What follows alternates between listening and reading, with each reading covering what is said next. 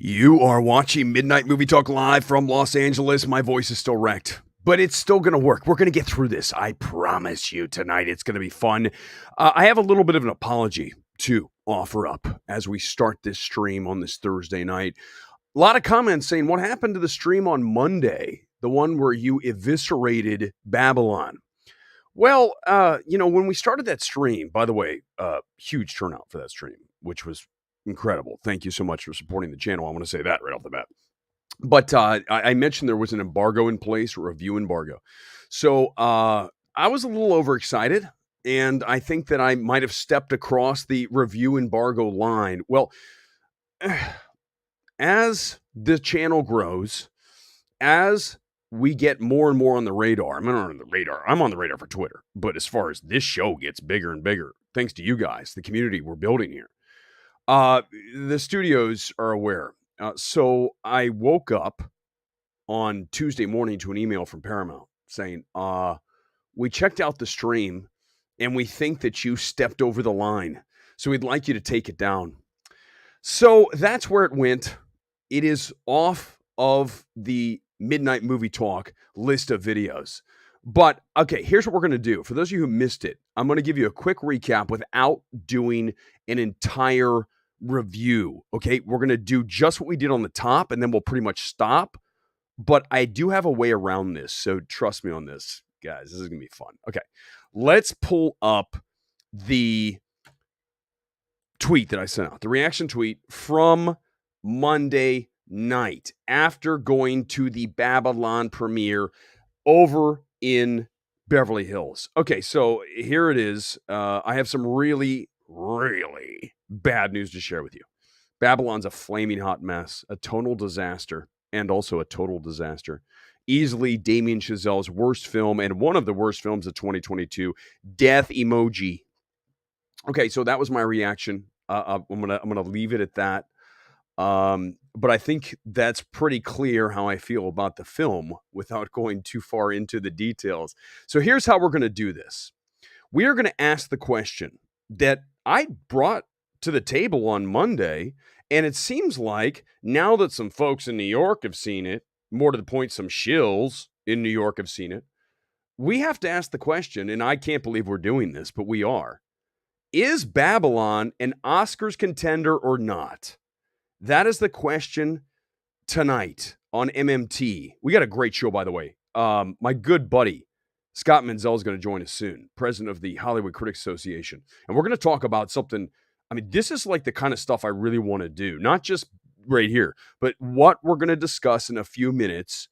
Hang tight. You're going to like it. But it's also like more like journalism, okay? Because that's what I really am interested in is like film journalism, obviously reviewing stuff, evaluating things, but getting to the truth, getting to what the most accurate statement that we can make about any situation is. That's what we try to do here. Okay, so as you can see right here with the reaction tweet, read the question that you see in the lower third.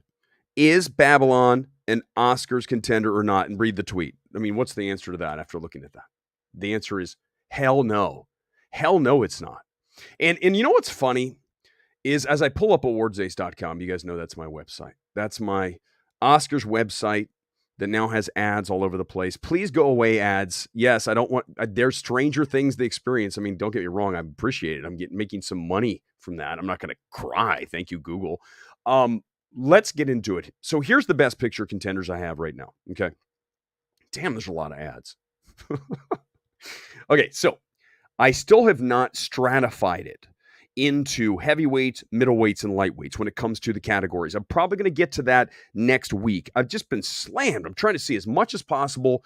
As you may or may not know, Sunset Circle Year 3, which is our nice little group of critics that are very smart, that are fearless, that are going to put together an awesome list of nominees for the year 2022, comes out on Monday. So I'm trying to get to as much as possible. If my voice cracks again tonight, I apologize sincerely. I do have this seltzer water nearby. But that's the problem is I can't even like work on Awards Ace. But let's get to it. So here are the films I have for key contender. Avatar 2, because no one's seen it, because the first one got plenty of Oscars. There's no reason to think that it will not be right there. So you have to leave it there sight unseen, okay? Banshees of Inisherin, I do not love. You guys know that, but it doesn't matter. It is a legit Best Picture contender, probably in for sure. Black Panther, Wakanda Forever, listen, do I think it's good enough to be a Best Picture? No. No and no. But there is still legacy. There is still, the first Black Panther was a very big Oscar success, as you guys may or may not know. So, given this is a weak year, and trust me, I think we all can agree this is a very weak year. There's no reason to take Black Panther out of the key contenders right now. I say no, leave it where it is, okay? Is it weaker? Yes, because it's not great. Let's continue. Elvis, I think it's in. I mean, it's a very, very good film. One of the best films of the year. Forget Tom Hanks. Everything else about Elvis rocks. Baz Luhrmann, one of the best directorial efforts this year. Empire of Light, listen, I've talked about it very minimally here because it's not out for, I think, like another 3 weeks or something. It has so many issues with it, primarily screenplay. But when you look at it as a filmmaking prospect, right? When you look at the aspects of direction and performances and score and cinematography, everyone that's involved, you guys know Roger Deakins, you've got Reznor Ross on the score, you've got Olivia Colman, you've got Sam Mendes. I mean, come on. So the film's not as good as it should be, but still, this is a weak year, so it's got to be there. Everything Everywhere, I think, is in, even though, I do not love that film, but I also don't hate it, but I don't think it's a Best Picture, but, it's there. Fabelmans, I definitely do not love The Fabelmans, but come on, it's Spielberg. It's more than likely going to get in. I mean, even though it has no business there, it's really not a great film. She Said is definitely a good film. Okay, it is by far Universal's best picture opportunity for me. I mean, if we're going by merit, it's She Said. Tar, easily one of the best films of the year. Top Gun Maverick, I think, is in as well. The Whale, I'm seeing tomorrow. I'll know for sure, but I feel like that is still a film right there. It is. I know it is. In Women Talking, same thing. A film I'm going to see Saturday, finally. And I'll be able to really get the final gauge. But what do you notice about this list? What is missing? Babylon. Babylon is missing because I specifically took it off. I moved it down to the On Aces radar section along with things like, first of all, Asteroid City is not even coming. I need to update this. That's not coming out this year. Bardo, The Batman, better film than Babylon. In pretty much any of these films, better than Babylon. But so that's how little I think of Babylon. It's not even in the key contenders. And here's one of the problems that I have with people who do Oscar predictions, right? Here's the 10 films that are going to get Best Picture, and here are your best actors. A lot of these people are talking about things they haven't even seen. They're discussing them like they're supposed to be what we thought they'd be, and we're talking about Babylon right now. Damien Chazelle. Oh, it's got to be great. It's Damien Chazelle. He hasn't had a miss. He's got 3 wonderful films. I mean, look at Whiplash. Yes, look at Whiplash. Amazing. And then we go to La La Land. Not as good as Whiplash. I think it has some issues with it. For me, for sure, the songs are not as good as they should have been. But the ending, what an ending. And then we have First Man, a film that's better direction, I think, than screenplay. But you have 3 winners, okay, from Chazelle. But that doesn't matter. You throw all that out, guys. This is the problem we have. We have people that are evaluating films based on past legacy, based on the filmography and the success of the past. The past does not equal the present, does not equal the future. I mean, you can use it as some kind of, guide to get you there, but ultimately it's about the film you watch. And once you see Babylon, you're like, there's no way in hell this is a Best Picture contender. It's laughable to even discuss it in that realm. It is. And okay, that's not a review. So I'm not taking this thread. I'm not about to take this stream down, because that is not a review. I'm telling you, it has no business in Best Picture. None. 0. And I love Damien Chazelle's work before this. This is really, by far, his worst film. And let me say, and we'll bring Scott Menzel here in a minute. I read a tweet the other day that came out of probably the same screening that Scott and I were in over in Beverly Hills, the first screening with all the stars. And I read it, and it was an up-and-coming, I don't know, just a younger film person, one of those letterbox people. Nothing wrong with that, but I'm just saying, you know what I mean when I say that. And I read it, and it was like, blah, blah, blah, blah, Damien Chazelle's best film. And at that point, my eyes can't roll around inside of my skull anymore than when I read Damien Chazelle's best film. Because when you issue that statement, that proclamation, and having just sat through Babylon, that it is no way in hell his best. I mean, like, you've got to be kidding me that you're going to say that. But here's the problem with issuing that proclamation. When you do things like that, especially as a young up-and-coming film critic, evaluator, whatever you want to be, you can call yourself something, but you still have to build yourself to it. It doesn't happen overnight. You instantly set yourself back. So let's say you're at a level playing field and you're brand new, Damien Chazelle's best film. Wham! You now have years to come back from that proclamation. That's how wrong it is. And I know it's subjective. I know, it's subjective, Eric. It's subjective. What are you talking about? Films? No. Objectively, this is his worst film. It's no contest. So these people, and we're going to talk, this is going to dovetail very nicely into what Scott Menzel and I are going to talk about. There's so many things to discuss. But shills, right? People want to be so connected to Hollywood and get into the premieres and get invited to things that they say what they think they need to say to get into the premiere. And the studios love those people because they are shills. They are sycophants. And I have no use for those people. I hope you don't either, because what are they offering when they love everything and issue these gigantic masterpiece after like a very routine film? You go, what are we doing? Like, why are you even doing what we're doing here? Are you doing it for the access? Are you doing it because you think that's what's supposed to be said? Because I go back to that person who was, this is Damien Chazelle's best film. And the only thing I can think is that the person who issued that, oh my God, what a proclamation. This is his best film. That they wanted so badly to say it. But you might want to say it. But when you see it, you can't say it. You can't have your reaction ready to go until you see the film. Okay, lesson number 1. And I think that, this guy who's joining us right now is as good as anyone else at doing just that.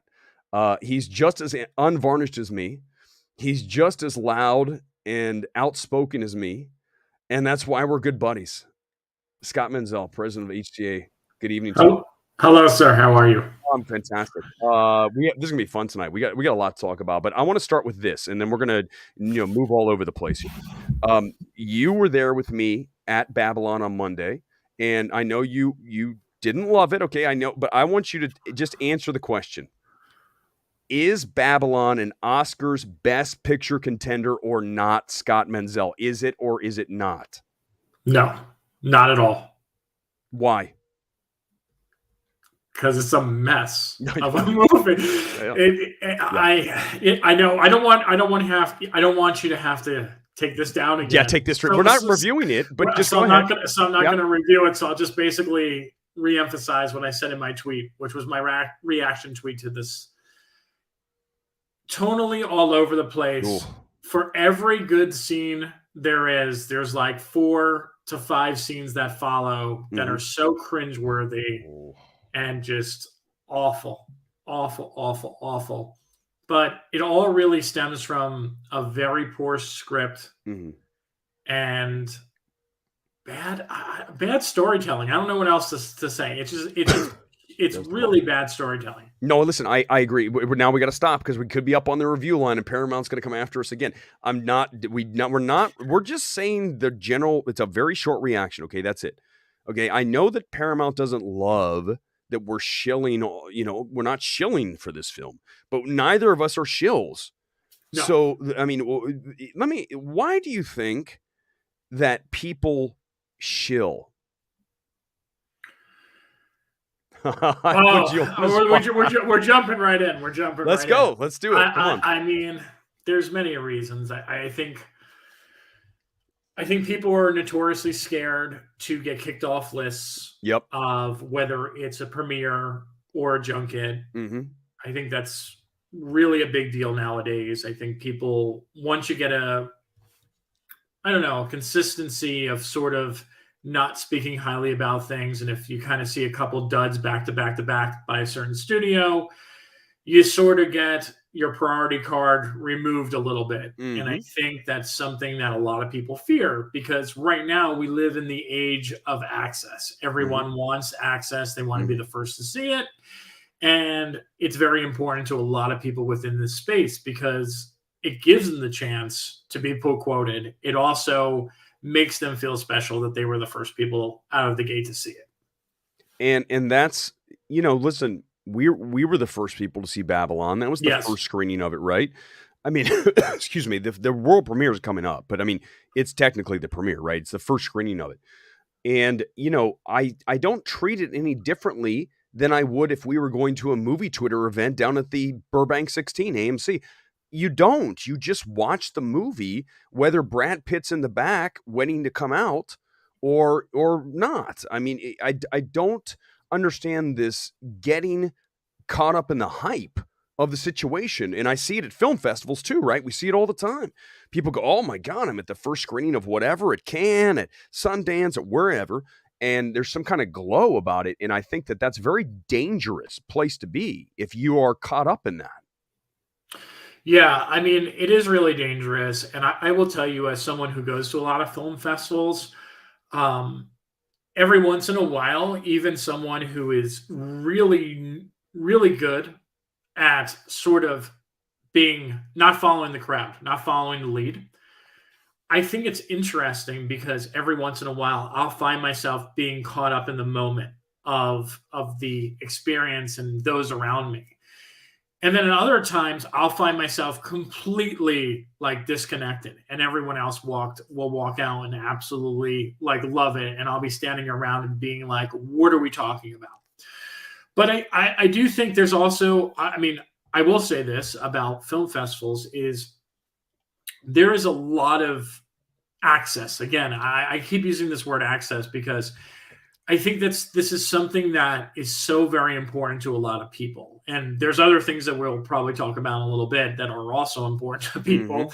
But access is kind of like that key, and being able to sort of get into the Eccles if you're at Sundance, and being able to see the big movies that are going to premiere there, or going to Toronto and sitting in Princess of Wales. It's very difficult for a lot of people to kind of be around all the stars, be around all the publicists, and be in that room in the middle and walk out and be like, oh my God, I hated that. And it was fascinating being at Toronto this year and walking out of movies like Glass Onion and everyone praising it. And I'm sitting there going that was fine. Why is everyone blowing this out of proportion? But again, it's because everyone's there. Janelle Monáe's there. Daniel Craig's there. Oh, we might see him there. I can ask him a question. And then it's that rush of, am I going to be on the poster? Am I going to be on in the trailer? Oh my God! And it's very interesting that within the award space nowadays, there's so many of the award sites quoted in awards trailers. That's right. It's so bizarre. Yeah, isn't that strange? Because here's the thing though. It's what are the odds of that? I mean, if you think about it, if there's there's only so many award sites, what are the odds that all of them loved everything? I mean, especially this season. This has been a season where there's been films you can actually take out and bring the blowtorch and burn it down, like Babylon. But yet there's going to be, I haven't seen the quote yet for Babylon. Just wait. Oh my God, I can't wait. Well, they have to do another trailer, right? They're going to do a final trailer. Of course they will, with all the reactions. And how are they going to piecemeal those together? Or who are the people that are going to get used? But why do you want to be quoted on a poster for something that is that you don't fully believe in, or let's just say over time is definitely not going to be seen as a good film? I'm going to tell you right here tonight, Scott, Babylon is going to be viewed as Ishtar in years to come. Okay, it is not going to be viewed as a good film. I guarantee that. No. So if you're going to lock yourself into a quote calling this, Damien Chazelle's best film, you are short-sighted. You don't realize that that's actually going to do more damage for you long-term for your brand, because you're on the wrong side of history. This film is really bad. Yeah, I think it's weird. I'm sure you talked about this on the stream last time, and I know we can't talk about Yep. Babylon, but I do think, and I've seen a lot of people talking about this on Twitter, is that there are certain directors that there's like an instantaneous fan base for. And I don't know why we are so afraid of saying someone is disappointing. Like you walk out of something and it's disappointing. You can love Damien Chazelle. And I love Whiplash and I love La La Land, and I was kind of lukewarm on First Man. And then this one is totally like, like you take First Man, I would put La La Land and Whiplash pretty much here. Yeah, I would put First Man there, and then all the way down where you can't see anything is where Babylon is. Listen. I'm going to say, this is my quote from the other night, and this is not a review, but this is how you stack them, and this is perfect because it's Brad Pitt. Moneyball's back here, right? I love Moneyball. Yeah. So you remember in Moneyball where he's talking about the A's and the Yankees and how the A's, don't get the best stuff. He said you have the Yankees and the Red Sox, and then you have 50 feet of crap, and then you have where we are. We're the last dog at the bowl. This film is the last dog at the bowl. There is 50 feet of crap between this and First Man. That's not a review. I'm just telling you, we're ranking them. We're not reviewing Babylon, so don't come after me again, Paramount. We are saying that we are stacking the Damien Chazelle films. But the reality is here, I know that sounds really like personal, but it's not, because we love Damien Chazelle. But to love somebody, you can also tell them that this film's bad. I mean, can you imagine walking up to Damien Chazelle the way we feel about it and going, oh my God, I mean, Babylon, what a film. Who could even do that? Like, what kind of psychopath could do that? Yeah, I think this kind of stems from a lot of things that you and I talk about. And, for those who watch Erick on a regular basis now, Erick's one of the most unapologetic, honest people. Okay. Yeah. And it's why me and him get along so well. And even though sometimes we butt heads on movies and we don't see eye to eye, it's the ownership. It's kind of taking your beliefs and kind of running with them and not being afraid to go against the grain, which is very, very important. But we always talk about this as, I'm a big fan of certain actors. I'm a big fan of certain directors. Tim Burton is the reason why I do this. Now, I can tell you there are plenty of Tim Burton movies that are not good. And I'm not afraid to say that. And it doesn't change how much I love Tim Burton. It's just that there are some bad Tim Burton movies. And that's what people don't seem to understand, is that it doesn't make you less of a fan or less of a supporter if you're being honest with the person. I told Erick this story earlier today, and I'll tell it to everyone on this stream.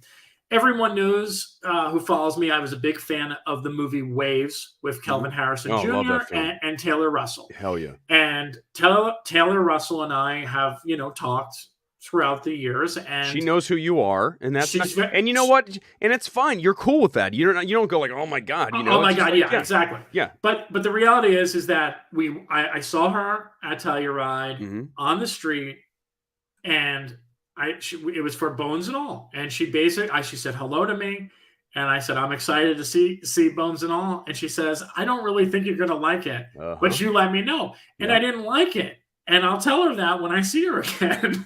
So, like, the bottom line is that you can still support and like someone, and know and be honest and true to yourself that you don't like it. Erick, another great example, right? Everyone always knows that I'm a Kristen Stewart fan. Yep. Crimes of the Future. Oh, not a good movie, and one of the worst Kristen Stewart performances in it. She's really bad in that film, and we love her in Spencer, but she's really bad. Did you tell her that? No, I haven't seen her since. But I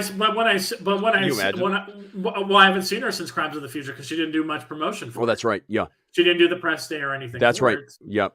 We saw her at that event for what's it called? She does know who you are. In fact, I actually went up to her at that event, and the security guy was like, seriously, like, people were like freaking out on Kristen Stewart. And then she pulls me out in the hallway. That's right, she did. She pulled me in the hallway. I go, where'd Scott go? Kristen Stewart pulled you in the hallway. I was asking her about the Rose Glass movie because apparently they're done shooting it. I have a source who told me that thing's done, and I can't wait for that. I mean, Kristen Stewart and Rose Glass, I'm totally there. But like you said, you can still love somebody and really dislike their film. I have a very similar story to that. Paul Walter Hauser, you know him. What a great guy, Yes. right? Just like salt of the earth, Midwest guy like me. You're an East Coaster, but just a straight shooter kind of guy.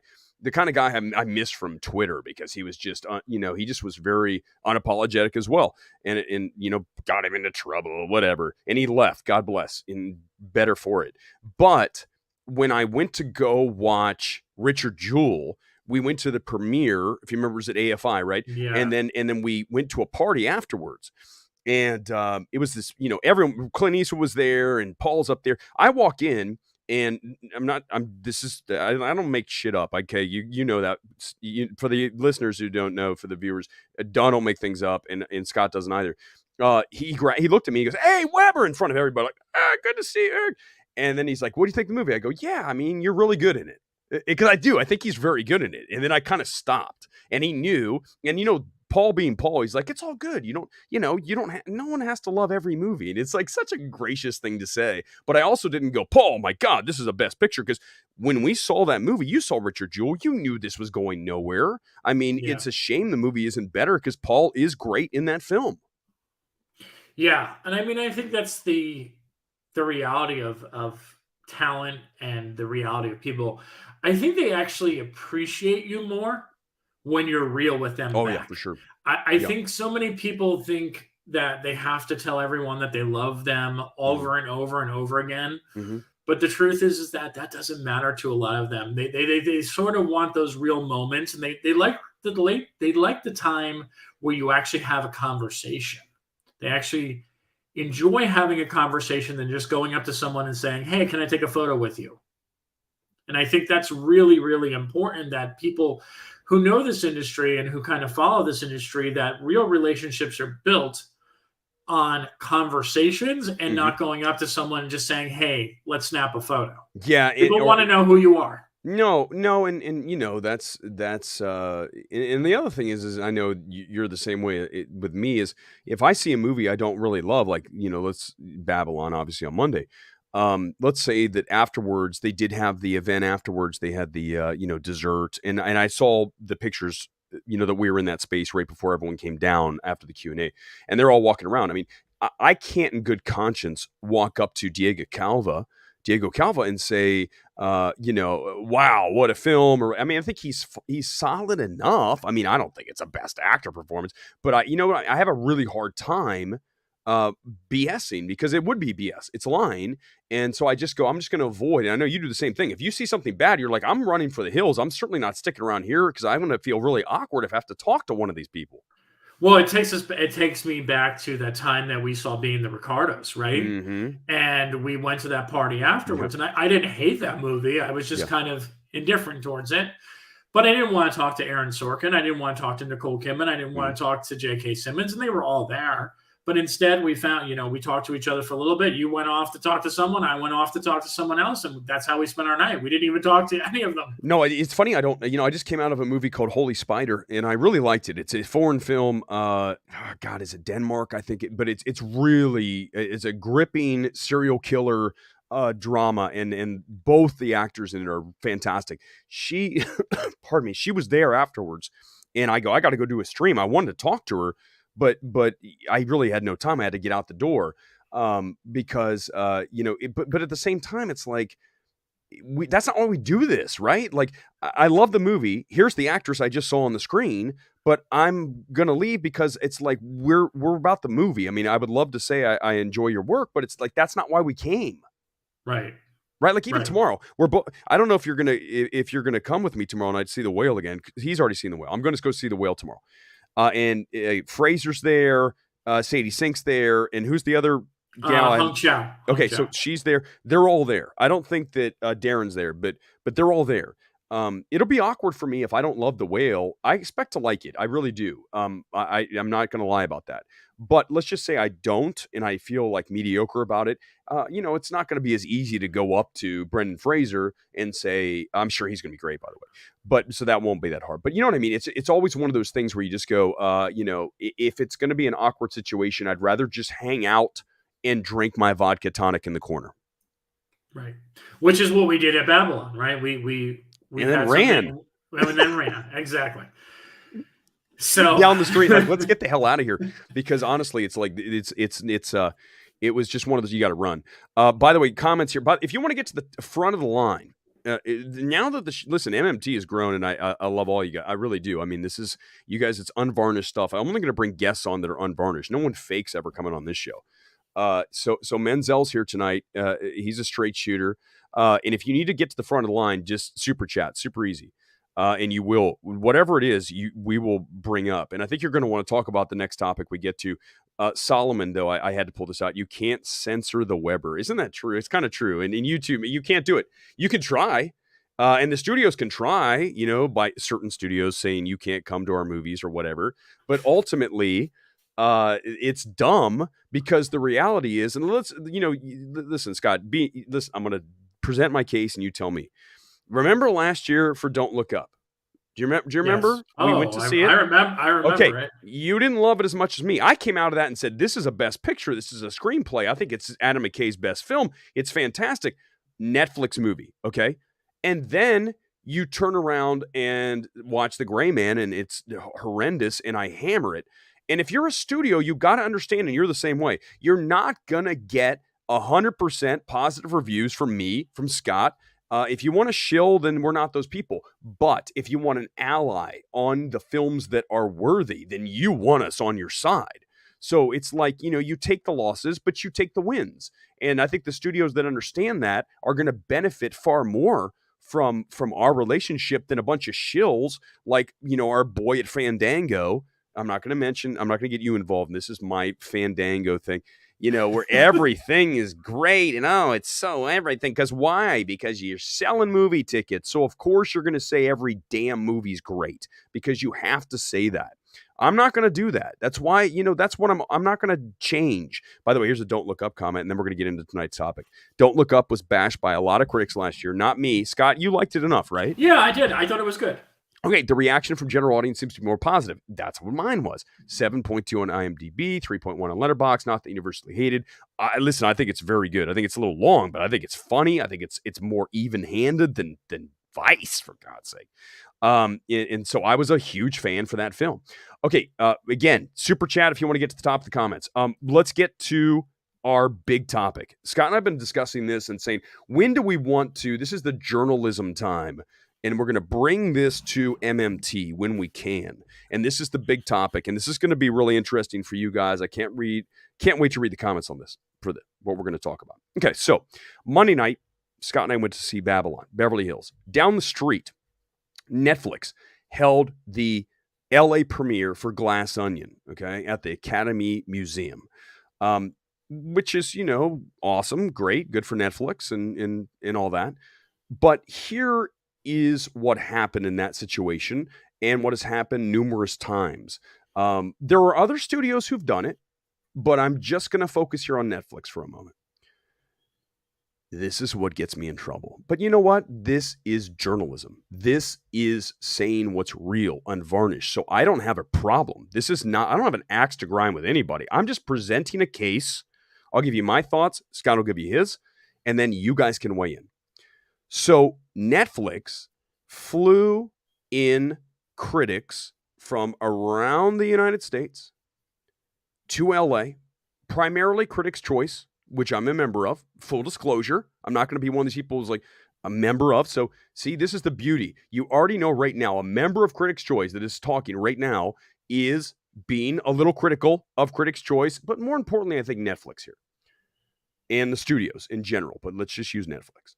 They fly him in, okay? They put him up in a really swanky hotel for multiple nights. I believe it was 2 nights. Scott can clarify because I know he has sources and he knows. Yes. So let's say 2 nights. You get some Uber rides to get around, to get to the airport, to get to the hotel, to get to the event. You get some food, obviously. I don't know about the per diem. We got to talk about that. But they basically get wined and dined on this LA premiere trip, right? And these are critics from St. Louis, from Phoenix, Ohio, or name a city, name a city, anywhere, New York, doesn't matter. Okay, all over the country. So they fly in. Netflix pays for essentially everything, right? You don't really have to break out your wallet. And then you go to watch Glass Onion. So Here's the question I pose. And then Scott, you can bring in whatever you want to bring in, but I want to pose this question and start getting some comments. So if you are a critic who is flown into LA, put up in a hotel, given meals, access to the stars and selfies and all those things that we just talked about don't mean anything to Scott or I. Honest to God, they don't. And again, I just tell you the truth. Is that critic or journalist, are they still able to remain objective? And I think the answer for me, and then Scott, you go where you want to go with this. The answer for me is when you have someone paying your meal ticket, okay, you are now in a situation where it's very difficult to bite the hand that feeds you. Now, I understand they're not paying, right? It's not like we're paying you for the review. But when you're flown in, put in a hotel, given all these things, we're talking about a ton of cash. We're not talking about like 100 or 2. We're talking a lot of money for each person. Okay, you're not handed it. We're not suggesting that anyone's handing an envelope of money to people. But my question is this. Do you then have the same level of trust for that movie critic, for that movie journalist that has accepted that and has gone there? Do you have the same level of trust for a review from that person? And I guess even a larger question, Scott, and I'll pass it to you. Can that critic even come out of that movie and let's say they hated it? Like, let's say you and I flew into LA for Babylon. Okay, let's just pretend that we got flown in, we got put up in the Beverly Hilton for a few nights. Could we have walked out of Babylon and blown it up like we did? Like I didn't want to. I'm just saying we did. Could we have done that? I know the answer is no. No, you could, but guess what's going to happen when you do that? You're done. It's never happening again. You're never going on another trip. Now, for me, I don't give a shit, but for some of these people, they do.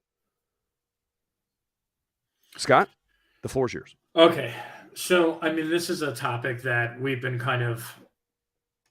really talking about for a couple of months. And I think it's very important that we discuss this because we are very straight shooters and there's no bullshit with the two of us. I think the part that you left out, Eric, that I think is very, very important is talking about the financial liability of a lot of people who do this for a living, right? Quote unquote, do this for a living. There's an ongoing conversation that so many people within this industry do not make a living off of criticism. And I think that's very important to know as we start this conversation.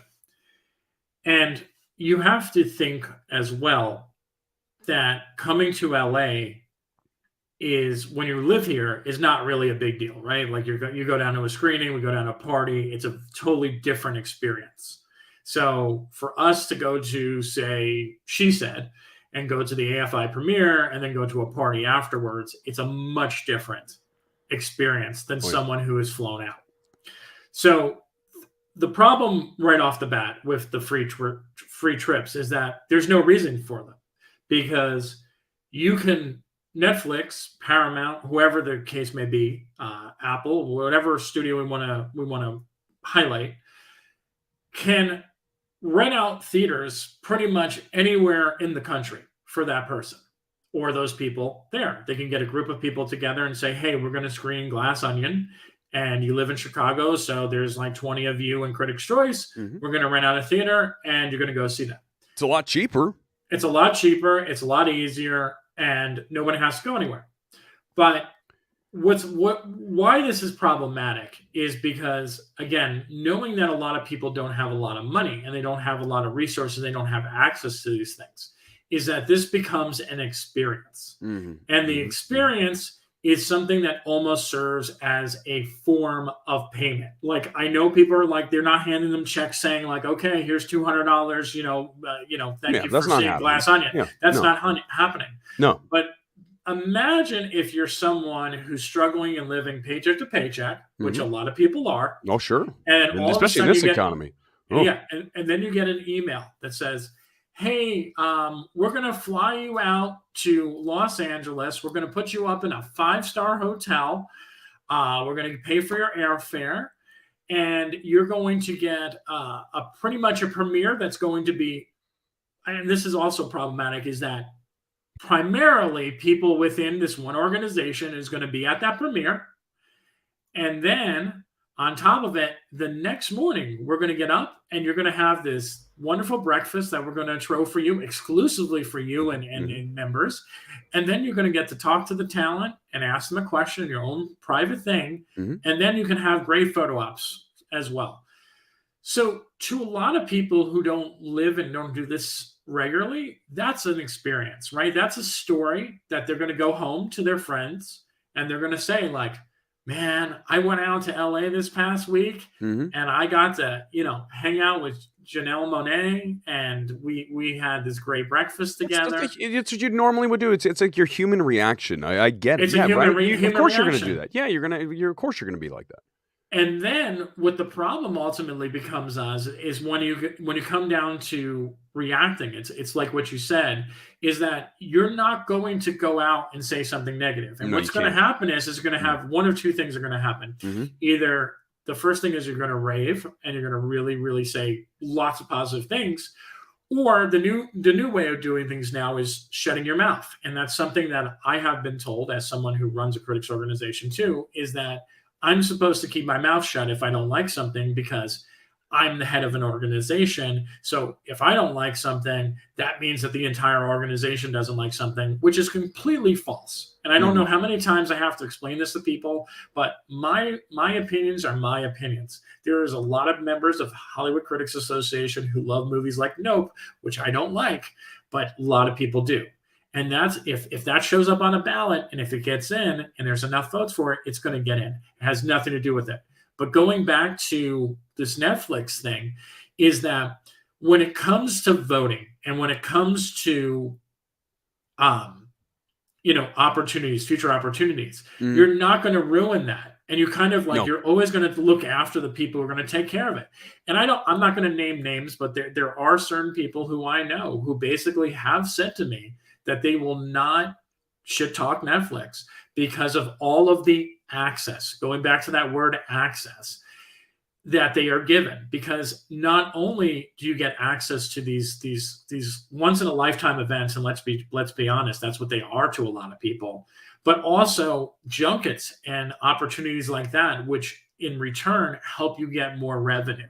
Right, or get you more attention. Like you said, it is the access. For me, I'm not beholden to access. Right? I mean, I haven't built my brand that way. My brand is just being as real as possible. But if you are built on, like you said, having to get the Q&As with the directors, with the actors, and that's how you build your thing is through your junket stuff, then that's a whole nother deal. But I guess, as we continue here, and I'll read a comment here, as long as the studios don't expect a favorable review because of the trip and don't exclude them after a critical review of the film, track record dictates trust. You can see how it could be a problem. Well, yes, but it's tacit, right? They're not going to say you have to give us a favorable review. Okay, that's not going to happen. Again, what you're going to notice is if someone has a problem with a film, and you've seen this many times, Scott. You see it at Disney premieres all the time. Someone comes out, and let's say they know the film isn't good, but instead of really focusing on the film, they pick one aspect that is good, because every film has one aspect. Like if I was talking about Babylon, I would say that there's two scenes in Babylon that kick ass. That's what I just had. The review be like, there are two scenes in Babylon that are unbelievably great. And I think that, what moments that Damien Chazelle has created here. Right? But I didn't say anything about the actual film. That's how you see people do it. They're going to skirt around it because they know they can't come right out and say this film's terrible. They're going to say, oh, this actress is great, or, the film is, but let me tell you what's good. So I think that you just can't come out and toss the grenade and keep walking. I do that often. But if I'm on a trip, listen to this. What if I were on a trip and we got flown out to Babylon, and we came out and I sent that tweet about it, one of the worst movies of the year? I wouldn't doubt that if I went back to my hotel room, they'd be like, Erick, your room has been canceled and you need to check out tonight, and your flight home has been canceled. Honest to God, I believe that you're not going to get away with that. Am I wrong? No, I mean, I think I don't think anything's going to happen in the moment. In the moment, I think it's something that's going to be kind of looked upon, and you will be removed from certain lists, or you'll be removed from a list. The way that you're getting that access, that level of access, when you get it, and what the time frame is. But I think the more important. This is a good point about this. The HFP. Yeah, so HFP. This is the problem. Yeah, so here's a. Okay, so I'm so glad that you know this, William. This is interesting because Netflix, if you don't remember, was the one who threw HFPA underneath the bus originally for doing this. Like, it was all about Emily in Paris. You remember this, Eric? Yes. It was about this Emily trip, in Paris. Eric and Paris trip to Paris. Blah blah blah. Was the whole? It was. Yeah. It was Paris. I can't even yes, talk. Paris. Yes. It was. Yeah. Geez. Yeah. I mean, listen. I heard some crazy trips, but I mean, like, this was That's literally insane. something that they went to Paris for this. Yeah. And this was like they were kind of talking about like how the show got nominated. Why the show got nominated was because they went on these trips. So ironically enough, they were one of the first studios to kind of throw them underneath the bus for doing something like this. Yeah. And then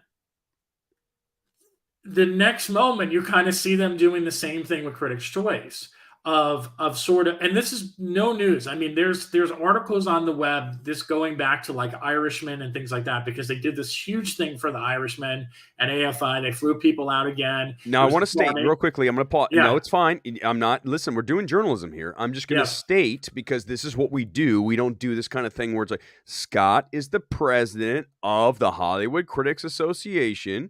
But I'm not suggesting what you're saying is not accurate. I'm just saying I want to make sure that that's stated.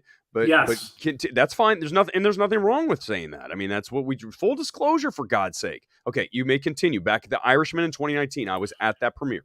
So that was the same thing that kind of happened, and there was a lot of big trips that kind of happened with that too. The same thing that's going on now. And there's been a consistent level of this happening year upon year. And there was, I remember Focus did this for Belfast last year. They sort of jumped on this bandwagon. Yeah, no. Listen, it's not just Netflix. As someone asked that, is it? No, it is not just. But Netflix. They don't do it as frequently. Okay, so that's the difference. But they're not the only one. I mean, even though I want to say that we were focusing on Netflix, we're talking, I mean, if we want to do large scope on it, because we can use Belfast, it's a great example. We want to open up the scope and just say the idea, right? It's not about necessarily a studio.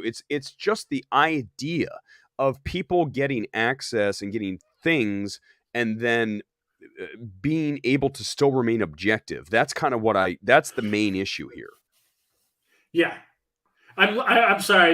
I just read Gone Girl's comment. I thought that was hilarious. Oh yeah, exactly. It's like I'm in the middle of Beverly Hills, and they're like, I got a suitcase. And I'm like, oh God, that's what I get. But the funny thing is, you want to know the truth. But you want to know the truth is that most of those people who were there, I shouldn't say most of them, a solid percentage. Yeah. If that had happened to them, they probably wouldn't have enough money to get a room. No, well, you're probably right. They'd be stuck. I'd be getting a phone. I know a lot of people. No, I'm telling you, I know a lot of people, even within my organization. I know where I helped them and I got a hotel room for them. And you did. You flew people in, didn't you? For like an awards event. I mean, that's for award show. See? Yes, 100%. So he did that. But I mean, that's a little different, because they're an award. It's not like they're members and they're going to the event and they want members to be present. It's not sitting there saying like someone's flying you in to like say, hey, we're going to try to get this interaction to this movie. And again, remember what I said earlier about there's a difference, right? Because like going to a screening or going to an event, and I understand if you live in New York and you live in LA, you kind of have prime access to these things, right? But that's the price you pay for living in these states, is that it's always been like that. That's where you get the most access. Of course. And if you decide to, if you have to live in other parts of the world or the other parts of the country, that's fine. And I'm not saying there's anything wrong with you coming out. And I mean, when I used to live in Pennsylvania, I would sometimes drive all the way to New York to go to an event if I was really excited about it, and I would pay for my room out of my own pocket, and I would go there, and if I hated the movie, I would just have to eat up that cost and do it. I used to go there for New York Film Festival, and the same thing when I came out to visit LA before I lived here, I literally did that. So I think it's very important that people understand that the experience, it's not just being flown out to go to a regular screening. It's the whining and dining. And going back to the comment about the HFPA is that it's very problematic because when you're throwing another organization underneath the bus for doing that, and then you turn around and doing the same exact thing for another organization, what is that saying? And I also, I don't know if this is giving too much information, but I always get in trouble for saying too much. But I was in the Critics' Choice for a couple of years, and there was one year where I went home after the award ceremony, and the following day I got called up. I won't say what movie it was for, but I got called up from multiple reps, personal reps, and also studios, and they were saying, "How did this movie win versus this movie when almost every critic we talk to likes this movie?" And I think therein lies another problem that I'm not trying to get into gossip territory, but you gotta have to look at certain things. And I know that this is a problem within the industry of kind of money changing hands and opportunities. Don't you? Let me ask you this, because you go back to even the Oscars. Don't you wish? I wish that we had full disclosure on a lot of this, like the Oscars. Because listen, why can't the Oscars say, here is the breakdown of how, let's use last year, Coda won because it received this many preferential ballot wins in the first round, and then eventually came down to this, and in second place was this, and third place. What's the harm in that? I think it's pretty cool. And let me tell you guys something right now that's going to be breaking news here tonight. Sunset Circle is coming up on Monday. Okay, I didn't mean to get rid of Scott. It's coming up on Monday. Okay, and we are going to, in over a week, we're going to do a live ceremony. Now, it's not going to be like your normal live ceremony, here comes, someone walks up to the podium and says, here, no. It's going to be, let's just say it's going to be a badass. And let me tell you why it's going to be, because it's going to break down all the barriers, and you're going to see everything in front of you on a stream. And you guys are going to be like, holy this is how it should be done. And here's the thing, when you have nothing to hide, which I don't, and I know, Scott, you're bad at it too. Even if you had something to hide, you'd be terrible at it. If you committed a crime, you and I would be dead. The police would come and go. No, you and I would be in jail cell together. It would be but here's the thing. Here's the thing right here, and David brings this up. Another point to consider: critics can ruin their own reputation if their audience begins to not trust their opinion. If they just mindlessly shill for movies they get flown to. You feel me? Okay, David. Yeah, but here's the problem with that. Look at someone like Soups, and we know what's going on with that kid, right? With I don't even know that there's a lot of things going on there. Okay, I don't even want to get into that part of it. But look at that kid. He's an absolute shill. I mean, that kid is shill number one, the king of the shills, Soups. And you have a guy who has a big audience. He has a great YouTube following. Now, I'm not saying he's worth it. I'm just saying the reality is he has viewers. He's making money at this. So I don't know. I mean, do people want real or do they want shills? So, David, I don't know. I mean, right? When you look at this, Scott, I mean, a lot of shills seem to be doing well. That's a very good point. And I also want to add to this. This is something that I've actually had to ask myself a lot of times too, is that do studios want the truth or do they want you to blow smoke up their ass? Because I don't understand, kind of to your earlier point, I'm going to champion something if I really like it and it connects with me. And then there's other things that I'm not going to like, and I'm going to kind of bash it, and then I'll probably let it go. One of the big differences between Erick and I, this is a really big difference, is okay. I usually just shut up after, I'll hate something, and I'll let it go, Erick is like all in. Like he goes every day. He's like Babylon. I'm but I can't stop. You know why? Okay, I'm so glad you said that. Okay. Yeah. By the way, I'm going to read Alex's real quick. The soup's downfall has begun. He's apparently too. Okay. That poor guy Brad. Who I know a little bit about it, but I mean, first of all, that guy. First of all, that whole story is tragic. And was he bullied? I know you more know than me. Did Soups bully him? Did he try to cancel him? Like, just give me the shortest version of this. I don't even want to talk about Soups, but give me the shortest version you can. So it was a couple of. This guy is kind of someone who, like me, really wanted to set out to make a difference, and he was trying to help a bunch of young people kind of find establishment. They were trying to find like an audience, trying to get them into things and trying to build their reputation, right? And it was kind of trying to help the underdogs, younger kids and things like that. The article that was originally published was basically saying that he was trying to take advantage of these kids and that, he was a bad guy and, he was horrible to work with and he would belittle them. And then what happened was Brad came out and he kind of released everything. I think he kind of got to the point where it was eating at him for over a year. And he decided to kind of write a tell-all. And he was telling his entire story about what happened, and he had screenshots and all this stuff. And what's bad about this is that the website Medium was the one who originally published the story. But then they told him that he had to take down all of the screenshots because it was against their code of conduct. So then he had to kind of create his own little website to actually put the full story back up and actually put in all of the screenshots to go along with it. But when you see all those screenshots and you kind of read through the article, it's a lot of negativity of people assuming things and people saying things without having any proof of anything. I don't like that. And that's the hard thing too. I don't want to talk anymore about Soups. Forget it. I'm done. Yeah. I don't want no more. Hold on. I got something here. Having a crush on a celebrity is okay, but celebrity worshiping and should end, especially for critics. They're critics, man. Their job is to critique, not lick asses. I mean, Sharma, that's straight to the point. I mean, listen, I think we've covered it. Let's talk about some other things.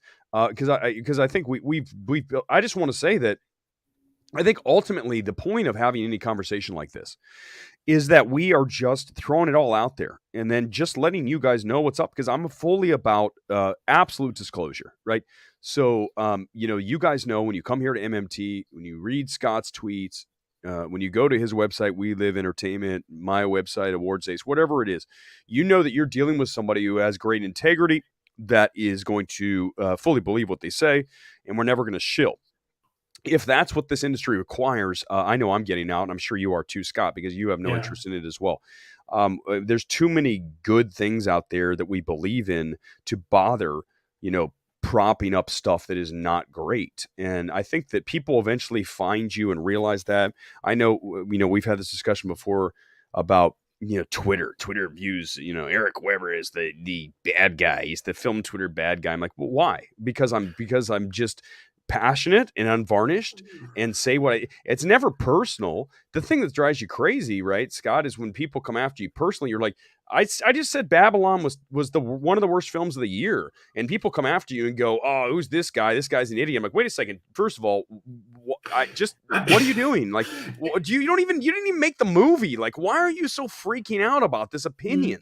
No, I think it's so funny because they use movies that are completely different too against you. Like, I saw someone tweet my Black Adam reaction. Yep. Because I didn't like Babylon. It's like, well, this is coming from this guy. And it's like, what I expect from Black Adam is way different than what I expect from Babylon. Yes, exactly. Yes. So Black Adam does the job for the most part. Is it a perfect movie? No. But when you compare it to most of the Marvel movies that came out this year, it's better. And I'm happy to say that. No, I agree with you. And that's it. But when you go to a Babylon, there's a level of when you come from a Whiplash and a La La Land there's a level of expectation that is set there there. is. And Margot Robbie and Brad Pitt. Yes. Right? You expect. Yes. So yeah, no, that is. It's just so disingenuous to throw that argument out there, and they know it too. It's like sometimes I feel like I'm arguing with like a 12-year-old kid. Like, why am I even That's why now I just mute it and move on. It's like, I have my opinion. You guys are never going to change my mind. Get out of here. But don't be so weird, like freaked out. Like, some of you need to get a hobby. We're talking about movies, for God's sake. Get out and live a life. Ultimately, it's a movie. We're talking about movies. Alex here. Sucks to say, but with my generation, Gen Z does not value real critics anymore. Both your reactions were dismissed as haters, which is so stupid. We are the generation of stans and shills. Chazelle and Margot have a lot of them. Well, we both know. We both know. Like, listen, it's unfortunate people are like that, though. It is. It's really hard, but also it's amazing. Like we talked about earlier. You can like someone, and then all of a sudden, because you don't like something they're in, like somehow you become a hater of that person. Yeah. And a perfect example of this was last year with Lady Gaga and House of Gucci. I mean, the amount of haters that Lady Gaga fans had towards me, the amount of hate that they had, I mean, they just consistently attacked me throughout the entire award season. And it's like, I've met Lady Gaga. I'm not close to Lady Gaga. I'm not saying that. I'm not like anyone she would recognize because she's beloved by millions. But like, I've met her. I've interacted with her. I think Star is Born is a great movie, and she delivers one of the best performances of that year. She's great in that movie. Yeah. But I saw House of Gucci. I didn't like it, and it's not that I don't like Lady Gaga. It's just that I don't think she's good in that movie, and I don't think really. Stop making it so personal, right? Stop making it so personal. It doesn't matter, and it's like she's not going to care when I see her for her next movie and I like it or I don't like it. That's how it works. She's not going to care. Like, oh, you didn't like House of Gucci? Why am I talking? Like, guys, stop. Like, it's okay not to like. You can be like, again, you can be a fan. And it's okay to say when like someone doesn't do something that's great. And if you think that person's great, then that's fine. You can have that. But that doesn't mean don't attack others. Yeah, they don't walk on water. I mean, you guys, that's the thing. It's like, why are these people are like, they're high. I can't stand hive mind thinkers, by the way, too. I mean, hive mind thinkers and me are never going to get along. Because, okay, great example. Let's just go off the rails here a little bit, because we're past the hour mark. So why the hell not? Today, LA decided to come out with the health department came out with their, we are recommending everyone puts a mask back on. And I'm like, oh my God, are you kidding me? And I sent the tweet I sent weeks ago, and it's really this simple. If you want to wear a mask, fine. If you don't want to wear a mask, fine. Don't tell me how to live my life. Don't legislate for me what I need to do. And I put need in quotes, major quotes. Okay. I'm so, what I'm also tired of, and I don't care. You guys come after me in the comments, whatever you want to do. I'm so tired of this, but it affects everybody. If we said that about everything, then we wouldn't even be able to live life. Like, well, your car does something you can't drive. You could cause an accident, so you can't drive anymore. Stop. Just let people live their damn lives. And I think that, and that comes from like, that's totally non-hive mind thinking. That's very individual thinking. And for LA, to come back out and say, put the mask back on. If you want to, put it on. If you don't, take it off. I don't care. I just don't want to be told what to do anymore, Scott. Well, no, I mean, they've been trying to do that in screenings, right? Oh.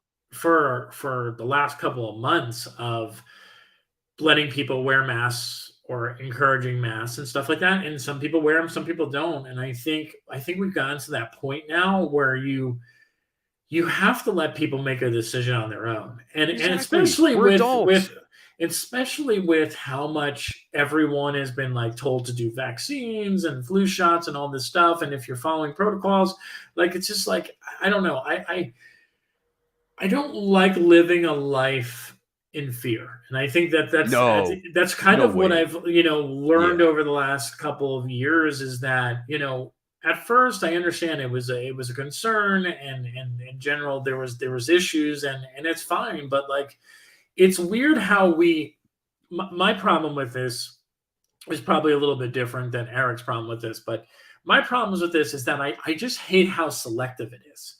It was almost like last year when it came for award season in Hollywood, in LA, all of a sudden everything was okay. Like we literally we shut down for like a couple of, not shut down, but like everyone was like couldn't do anything for a couple of weeks. That's right. As we did for the holidays. And then all of a sudden, because everyone wanted to return to normalcy with the award season, everything was just like, we're going to do it. We're going to do it. We're going to do it. And it was so weird going to events where I would sit through a movie and I would have to wear a mask. And then I would be able to go out after the movie and then take my mask off and eat. That's right. And drink and talk to someone with no mask on. So like, what was the difference from the watching the movie with a mask on to going out where I'm physically eating and drinking where I'm going to spit? You can't, but you can't ask that question because then the whole thing goes up in smoke, and they know that, and then it's like, but it's again, we went off on the mask, okay, and again, if you want to wear a mask, go for it, man. God bless. There's awesome. Nothing wrong if you want to do it, go for it. But don't be a hive mind thinker. That's the one thing. If I could the only thing from this channel, and ask questions like that, like literally just ask questions like that, like. If you're going to be sitting there and you're going to be in one environment and then you're going to go right out the door and it's going to have a different rule, like why did you do A in one place and then B in the other? It makes no sense. It makes no sense at all. We'll do a little bit longer here. I'm going to keep Scott too much longer, and frankly, my voice is about ready to go. I've been muting my mic and coughing. Yeah, I've been watching you cough a lot. It's been the worst. This thing, I feel okay. I went to the gym, went saw the movie. I'm okay. It's just like it's just annoying. Okay, so I want to bring. I don't know if I showed you this. Have you seen? I promised during award season I'm gonna make Scott smaller. Let me see. Can I make Scott smaller? Okay, so this is the brand new Neon Year 6, and I know you're going to be getting yours soon, but every year Neon sends out their collection of FYC screeners, okay? And for those of you who are new to the channel, everything you see behind me is an FYC screener, right? So these are all screeners for the studio send out to, vote for our film, whatever it is, La La Land, Dune, Up, Annette, on and on up. Take your favorite. So this is one of my favorites. This is Neon's, and this is now in year 6.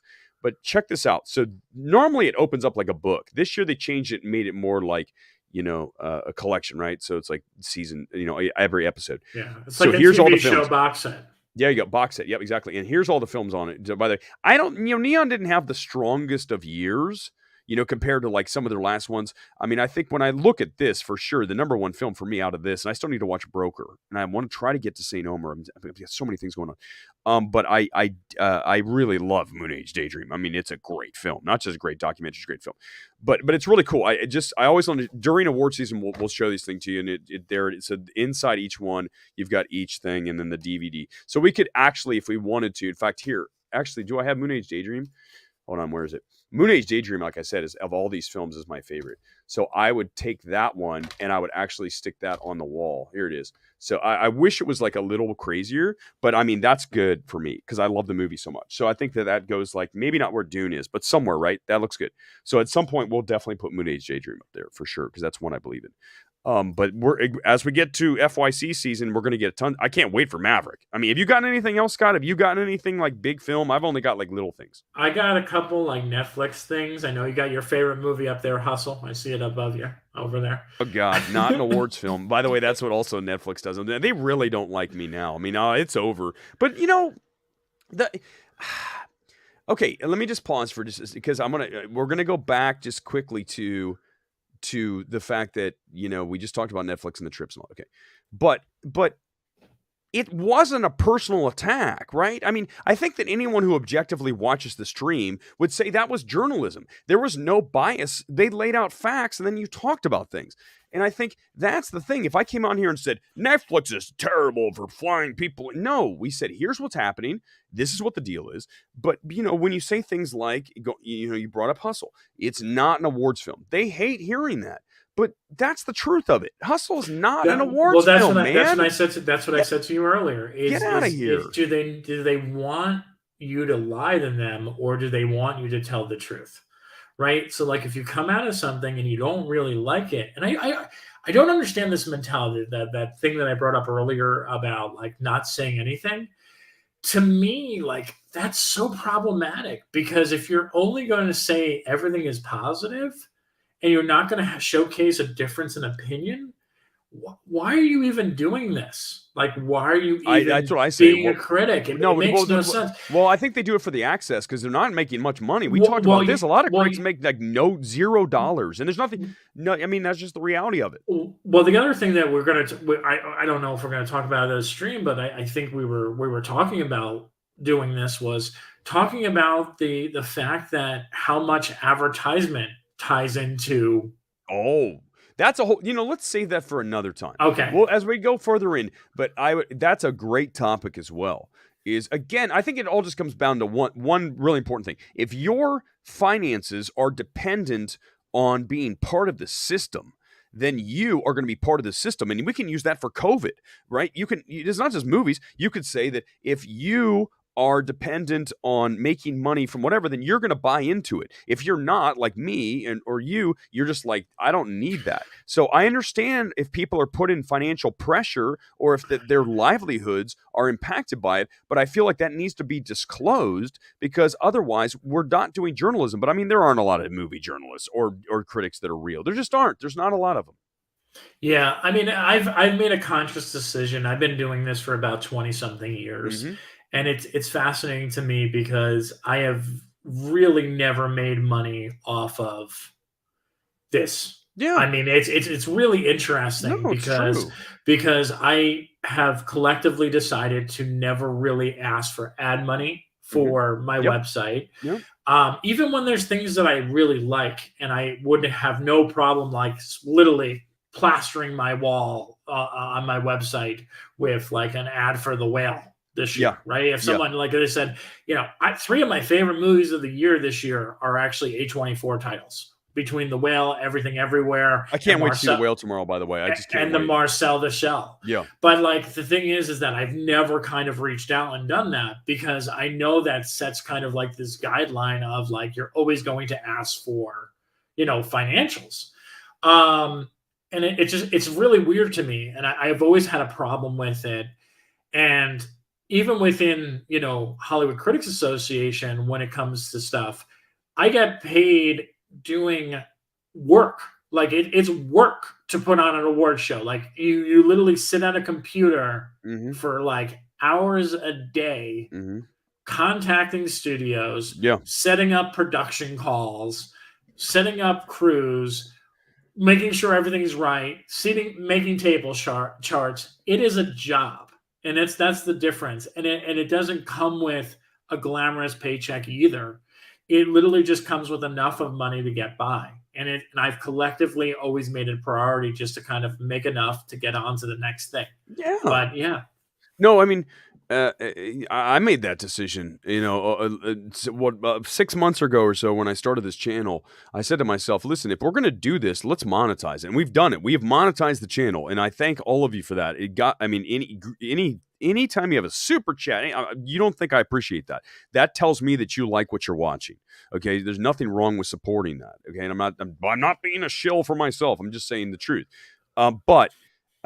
But that's the thing, is a lot of people don't make a lot of money at this, and so that the payment is by going to the premiere. But for whatever reason, we talked about it on the walk down to Babylon the other night. When I first got back here to LA and I was getting into all this, I was excited, like, oh my God, I'm going to a Wind River party with Jeremy Renner and Elizabeth Olsen, which, by the way, didn't sound like a lot until I got there and saw Elizabeth Olsen. Everyone's heard that story, like drop dead. You said that last week, right? I can't stop talking about Elizabeth Olsen. I don't care. Babylon. I will be a stan all for the remainder of my time on Earth about Elizabeth Olsen, because she's dropped dead. But the difference between that me and the me now walking into Babylon, I'm just like, who gives a crap? It's a movie. I'm walking up on. I don't care if Brad Pitt walks by me. I told you the story the other day. And I'm not lying. When I really, you guys know, give me a lie detector. I went to Armageddon time, and I told you, Scott, I'm in the row, and in comes the guy walking past me, and he's got a mask on. I don't know who he is. Hey, you're Erick Weber. I read your stuff on Twitter, and he knew my name, and I told you it was Matt Reeves. And I go, wow. I thought it was cool for, like, no joke, a couple minutes as we talked. And then I went back and watched Armageddon Time, and I came out and said, this movie's flat. It's forgettable. Because we're at the point now where we've done these things, and it's awesome that someone appreciates what you do, but that's not why we do it. Yeah. I couldn't say that any better myself. Okay, Alex's question. Let's go ahead. Do critics get paid if there's a pull quote? So we call it, pull the quote out and stick it on a box. The answer for me, to my knowledge, and I'm going to tell a story. I want you to answer, but I'm going to tell a funny story about you. Do you or do you not? To your knowledge, Scott, I don't know anyone who gets paid. It doesn't work like that, right? Okay, show me. Oh my God, that's right. Oh, this is great. This is great. Oh my God. This $0. $0. Okay, out of this movie, hold on. Let me read it. Let me read. This is of course No Way Home, the biggest movie of the last year, one of the biggest Marvel movies ever. And he says, the best Marvel movie of all time, Scott Menzel, We Live Entertainment. How much money did you make from that, Scott Menzel? $0. That quote. Come on, bull. I call BS. And the funniest thing even more about that, and I think I don't know if I told you this story, Eric. I actually wasn't even invited to that screening. A friend of mine actually got me in as his +1. Oh my! And then we were split up in different theaters. Oh my God. That was over at Century City, right? You were there for that one. Yeah, we were there. You and I sat together. My poor friend who I drove down with was in a different theater. So you weren't even supposed to be there. So the short and long, and listen, if Scott Menzel did not get paid for the best Marvel movie of all time, what is that the exact quote? What is it again? Yes, yes it is. That's the best Marvel movie of all time. Or ever. Then no one gets paid. They get paid through ego. But Scott, it didn't change your life. Did your life miraculously change when you had that put on the DVD and the poster? Did your life change? Oh, it sure did. I mean, it doesn't. Actually, okay, this is funny. This is the story. I just got to know Scott. I'd been up in LA for not as long, and I didn't really know him that well, and we'd bump into each other. I was driving down to see something at the ArcLight when it was still open, and I turned the corner, and it must have been 2019 because that's the year Bombshell was out. I turned the corner, and I'm getting ready to go into the ArcLight, and I look up, and there's this billboard from Bombshell, and it's in the middle of Hollywood. It's a gigantic ass billboard, and it said, "What was the quote? I don't remember the quote. Do you remember at all what your Bombshell quote was?" No. Okay, it was something that this movie is entertaining as hell. Okay, whatever, just use something like that. Yeah. But the funniest part about that is I looked up at the billboard, and I've never seen this in my life.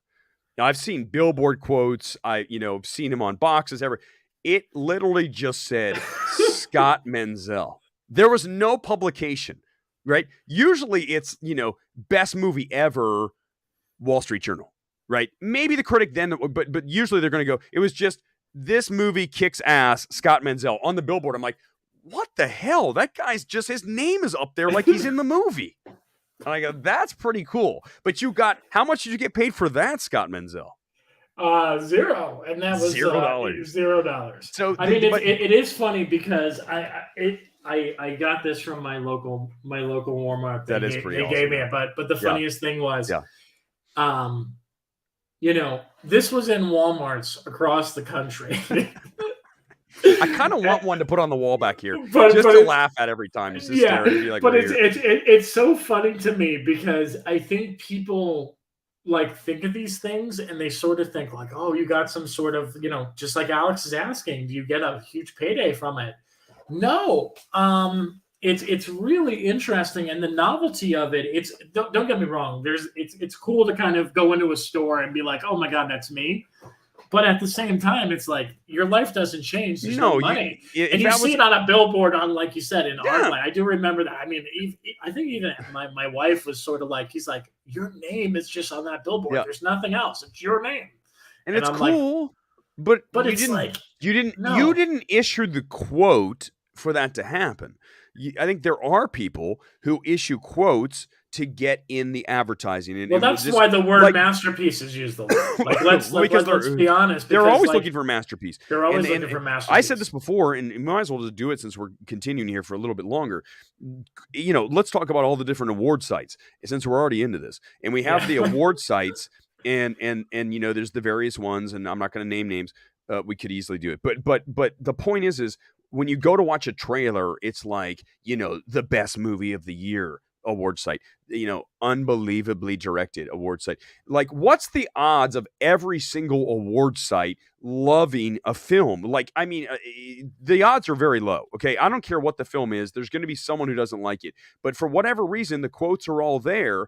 And I'm telling you, when you sell advertising for your site, and you don't, you want to have them advertise for awards, not awards A's, because we don't do that, but whatever, awards heaven.com, then you want people, it's the best I could do, that you want people to buy advertising, so you don't want to like hammer the film. But I think it's really strange, because if, again, you're tied into it, so you're looking for the ad money, right?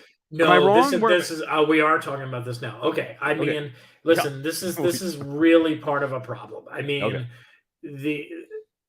the industry itself is very self-serving. We all talk about this, and you get paid by the studios. I mean, listen, covers of Variety, covers of Hollywood Reporter, whatever magazine there is paid for, right? It's like someone's there, they're taking a bid, they're saying like, okay, I want to, have Wakanda Forever on this cover of Variety, right? And Disney's paying money to that studio to have it happen.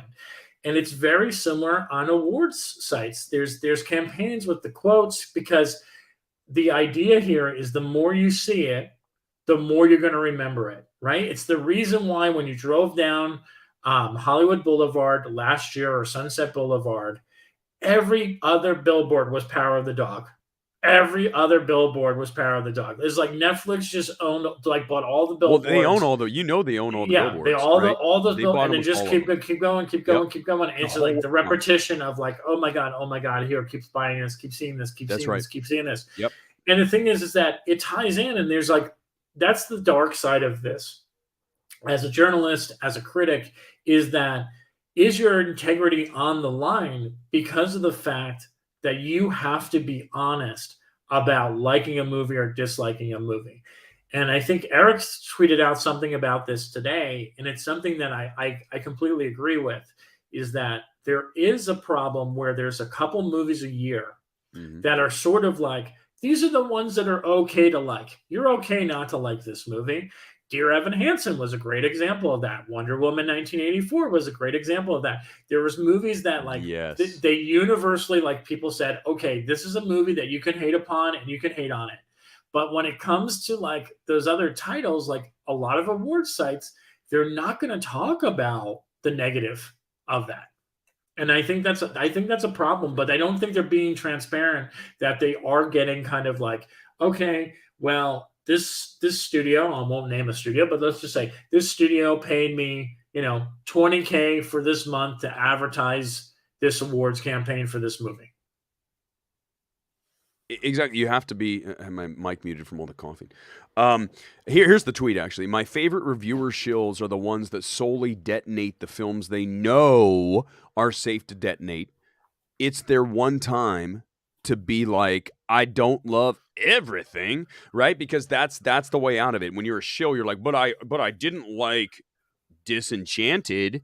And it's like, well, no shit. That was a streaming movie. That was a freebie. You can do that. What I want to see is you step into the hole, right? As the middle linebacker, football, here we go.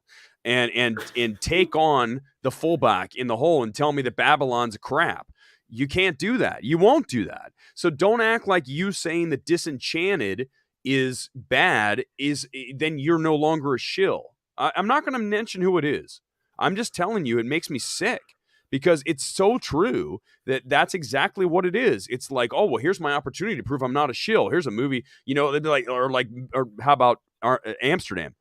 Another example, right? We were ready for, him to be canceled based on his off the field actions, right? His intensity is being generally apparently an asshole on set.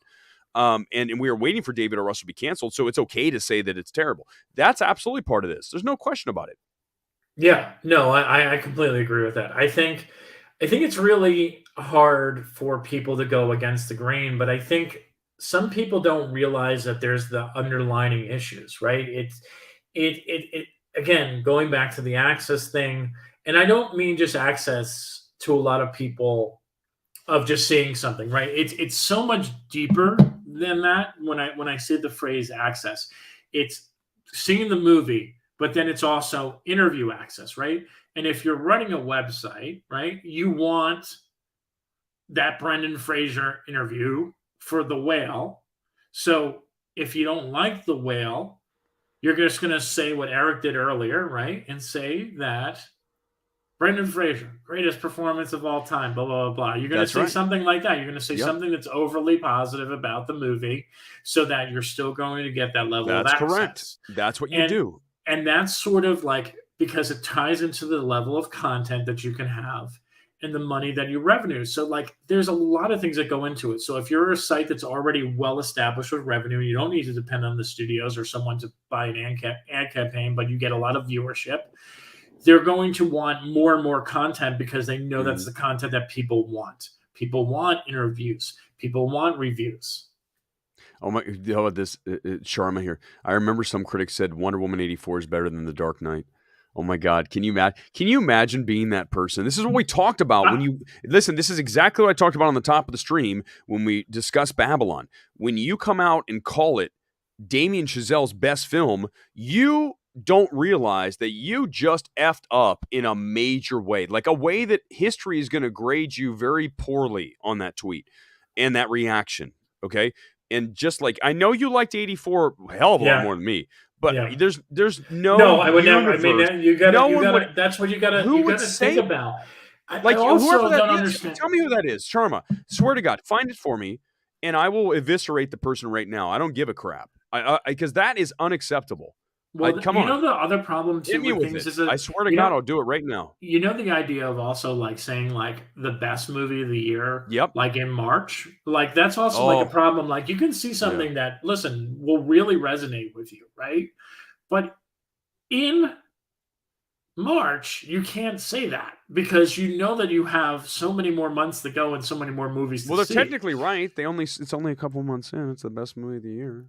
That's what you're thinking. You got to, but you got to hold that through. Like so to me, when I revisit The Whale tomorrow, and if it holds up the same way, are you announcing here live that you're going to come with me tomorrow night? You're going to join me at the screen? And I can come out of the movie now, and if I feel the same way that I felt when I watched that Toronto. And I said, this is possibly the best movie of the year. I can't wait to see it. Now that I've mainly seen the movie, like I've seen every movie, now I can feel confident. Yeah, I can say that quote. Right. Now you because can it's literally the end of November. Yeah, no, we don't. This is it. I mean, this is one of the last. I've got women talking. I've got this. I want to try to get to the menu. I know you love the menu. I'm going to try to get to that, so and then I'm going to run out of time before the Sunset Circle nominations on Monday. By the way, I do want to do, and we'll do a few more minutes. Then my voice is totally gone here tonight, guys. Is Monday night? I want to do a Sunset Circle nomination kind of reaction thing, and I'm going to try to invite as many people on as we can get, and let's talk about just a quick. Doesn't have to be forever. We just talk about what we did and some of the things we can do that Monday, because Monday morning we're going to have those, and it's going to be cool. I think the list is going to be awesome because I think we have a lot of really smart people in Sunset Circle. Here's a question for you: are you jealous of my superhero physique, Scott? I mean, of course, Erick. I mean, listen. I didn't ask this question. Who's not? No, I know that, but who's not going to be honest about like someone who is like crazy in shape like Erick is? I mean, come on. I do my best. The guy has a better body than fucking like half the actors working in the industry today. So there you go. Well, the funny thing is the only reason I kind of use that and it's kind of like I enjoy it is because it drives these people even crazier, right? When they try to come after me, what's the first thing that someone tries to do when they want to hammer you? They go to physical things, right? They always go, yes. Look at you, you're bald. Look at you, you're fat. Look at you. And then they go, oh, fuck.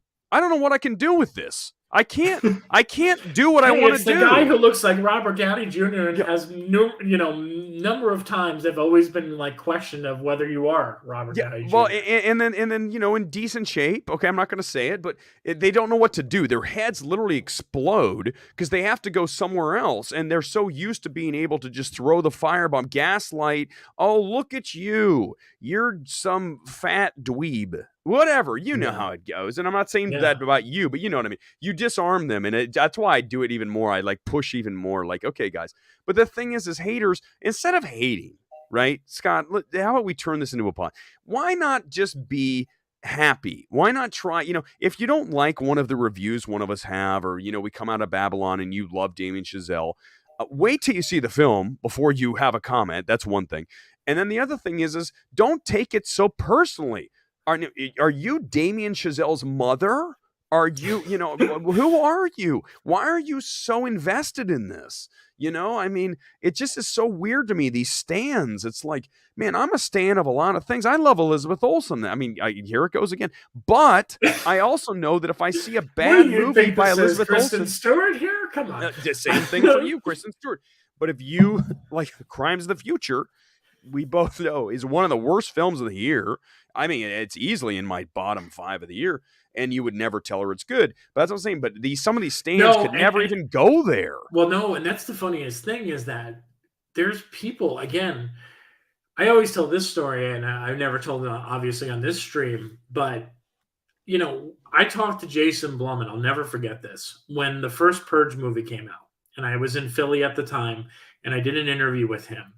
And the first question he asked, which is always an awkward way to kind of start off an interview if you're like me and you like to be honest, is, did you like the movie? And it goes like, I liked part of it. Yeah. And then we talked about it. And he's like, what part did you like? And I said, I love the part about the political side of things. I didn't like when it turned into torture porn and all the violence. Yeah, right. But I love the idea of it. Like, it was great. And I wanted to see that movie. And it was so funny because he appreciated me being honest with him about how I felt.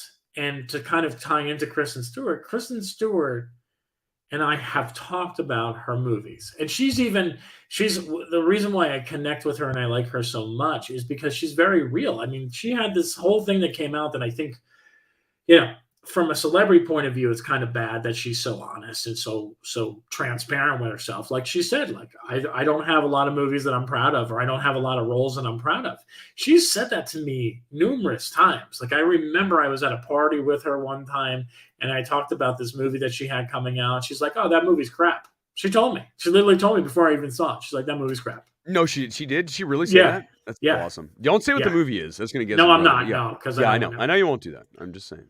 But it was just really funny to kind of hear that kind of level of honesty. Oh, and that's the beautiful thing is that they like that, they appreciate it because they get told all the time all this other crap.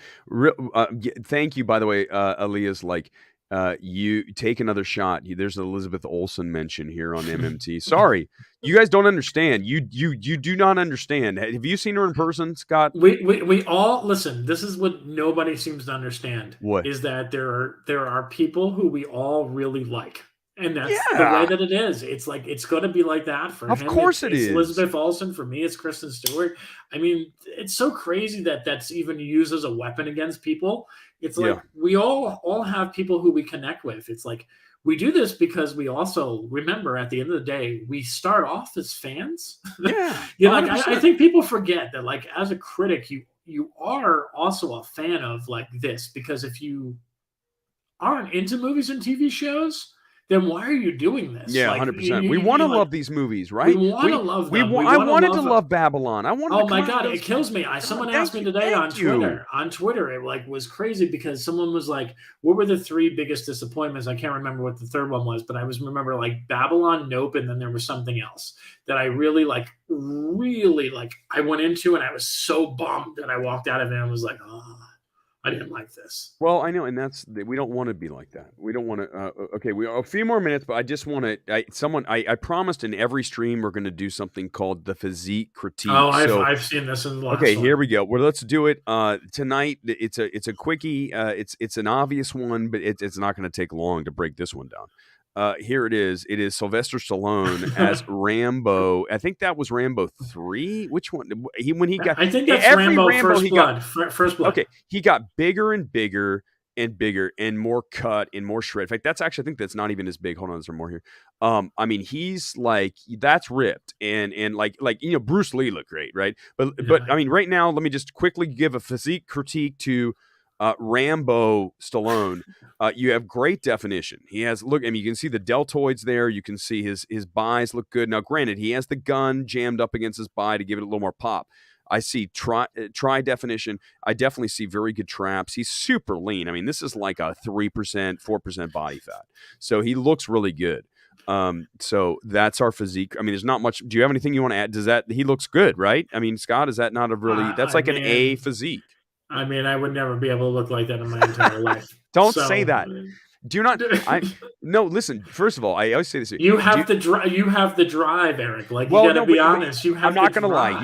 Yes, I do have the drive. It becomes part of what you do. It's just like this is a man who takes cheese off his pizza when he eats the one slice of pizza at the restaurant. We were all out one night. It was like me, him, Chris Gore, and we were all sitting there and we were having drinks and we all ordered a pizza and me and Chris Gore shoving the pizza down our throat. And we're like making Eric eat one, and he takes all the cheese and just eats a little bit off of it. And I mean, it's funny, but it's dedication. And listen, there's nothing wrong with it. Everyone has different priorities and what they value in life, and I think it's great that you do this. Well, it's inspiring to a lot of people. And I think a lot of people on this chat. I hope so, because here's the truth of it: is that once you get to a certain point, right? So I'm at this point where I've been doing this for a long time and working out for a long time. It's like part of what I do. Once you get to that point, it's very easy to continue to want to be there because you're already there, right? It's like when you get successful, you know what it takes to be successful, like you've already done it.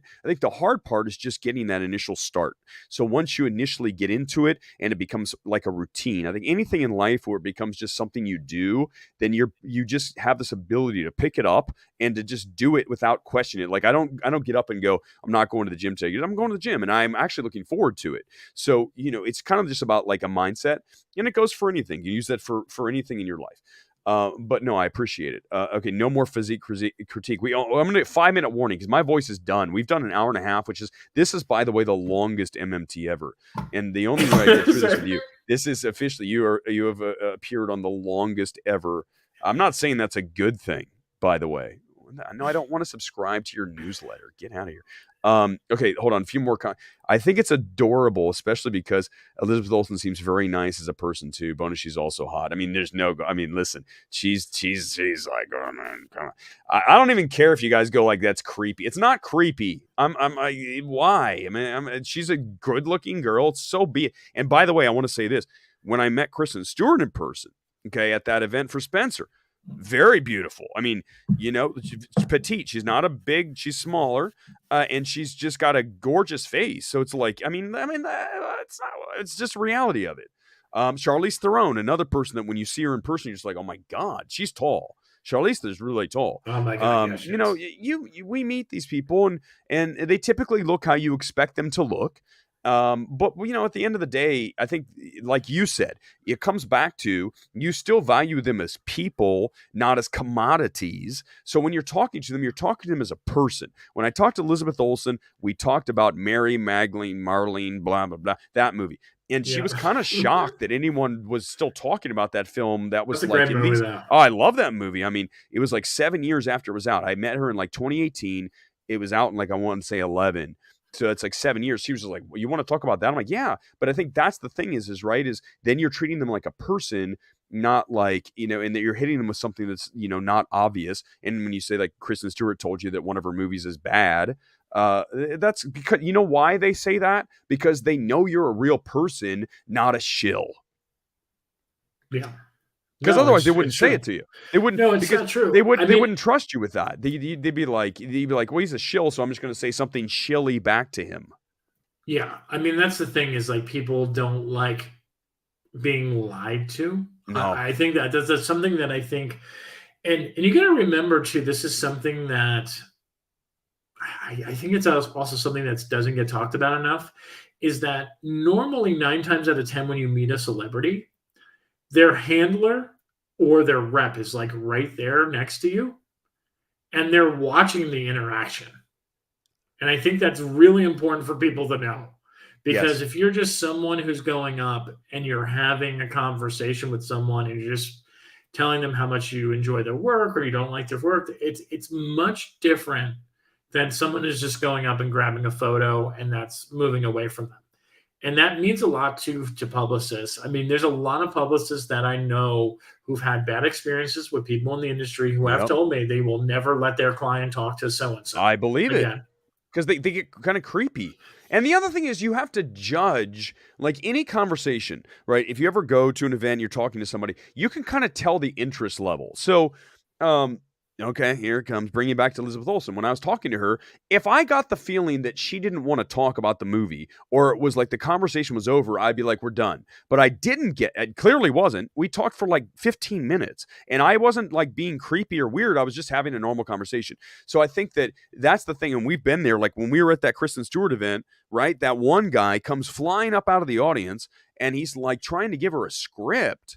And like, which happens at all these things, like that's so unprofessional. She's sitting there trying to talk about Spencer, and this guy's like, I have this script I'd like you to read. Like, what the hell? And you could tell she was totally uncomfortable with it. And then the guy is weird, and I'm surprised the security guy didn't step in and like choke the guy. Yeah, no, I mean, I don't also think that people realize how many weird people celebrities have to deal with and encounter. Yeah. I mean, there is some, especially in LA, there is a group of people who literally just go to events, like they show up outside of events just to kind of like randomly take pictures with people. And like, it's really weird. Yeah. Because I've seen it the first, we saw it for the first time. You remember this probably, Eric, at the Film Awards. Like there was a whole bunch of people standing outside of the venue. That's right. Yep. And then when we were at the Beverly Hilton for the TV Awards, there was like random people just like walking into the room and like thinking like they could like just come into the room and they taking photos of it. And it's like these same people who are always on Instagram saying like, oh, I met this person tonight. It's like, you like crashed the event and like randomly came to this hotel. I'm like, there's something wrong. Yeah. It's like stalkery. And I think though, I don't know if it's a mindset, but like I said, like these are people to me. These are people just like you guys are people. Everybody who's on the stream right now, we're all just human beings ultimately. No one's better than anybody else. Now, granted, I might have better abs, but that doesn't make me better. Okay.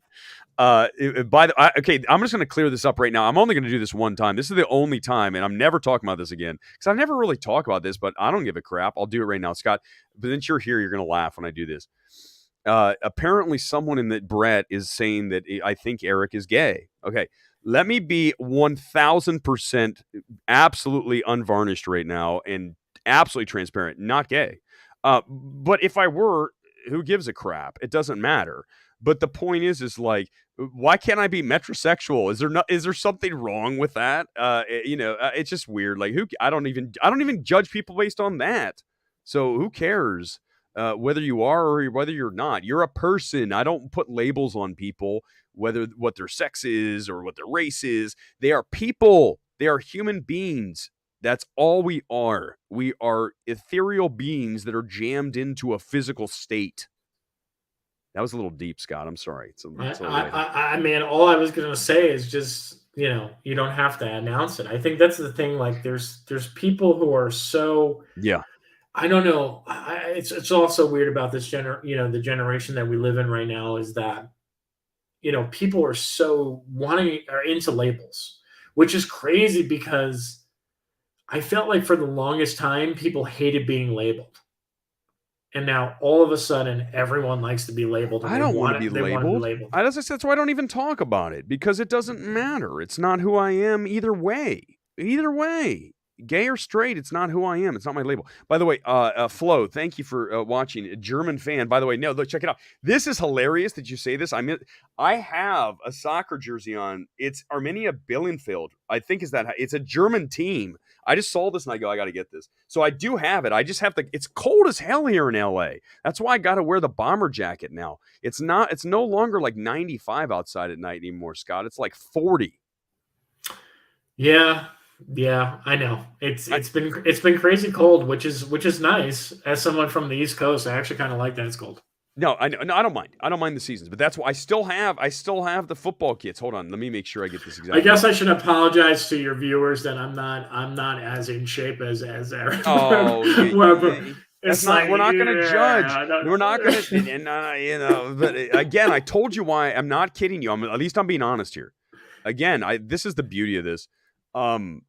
Yeah, same thing. Gen X, I don't give a F generation, 100%. That's me. Yeah. Is that I like doing it. I actually thought that Gen X is also kind of, I hate to say this, but I feel like they're the entitled generation. No, we just don't take any bullshit.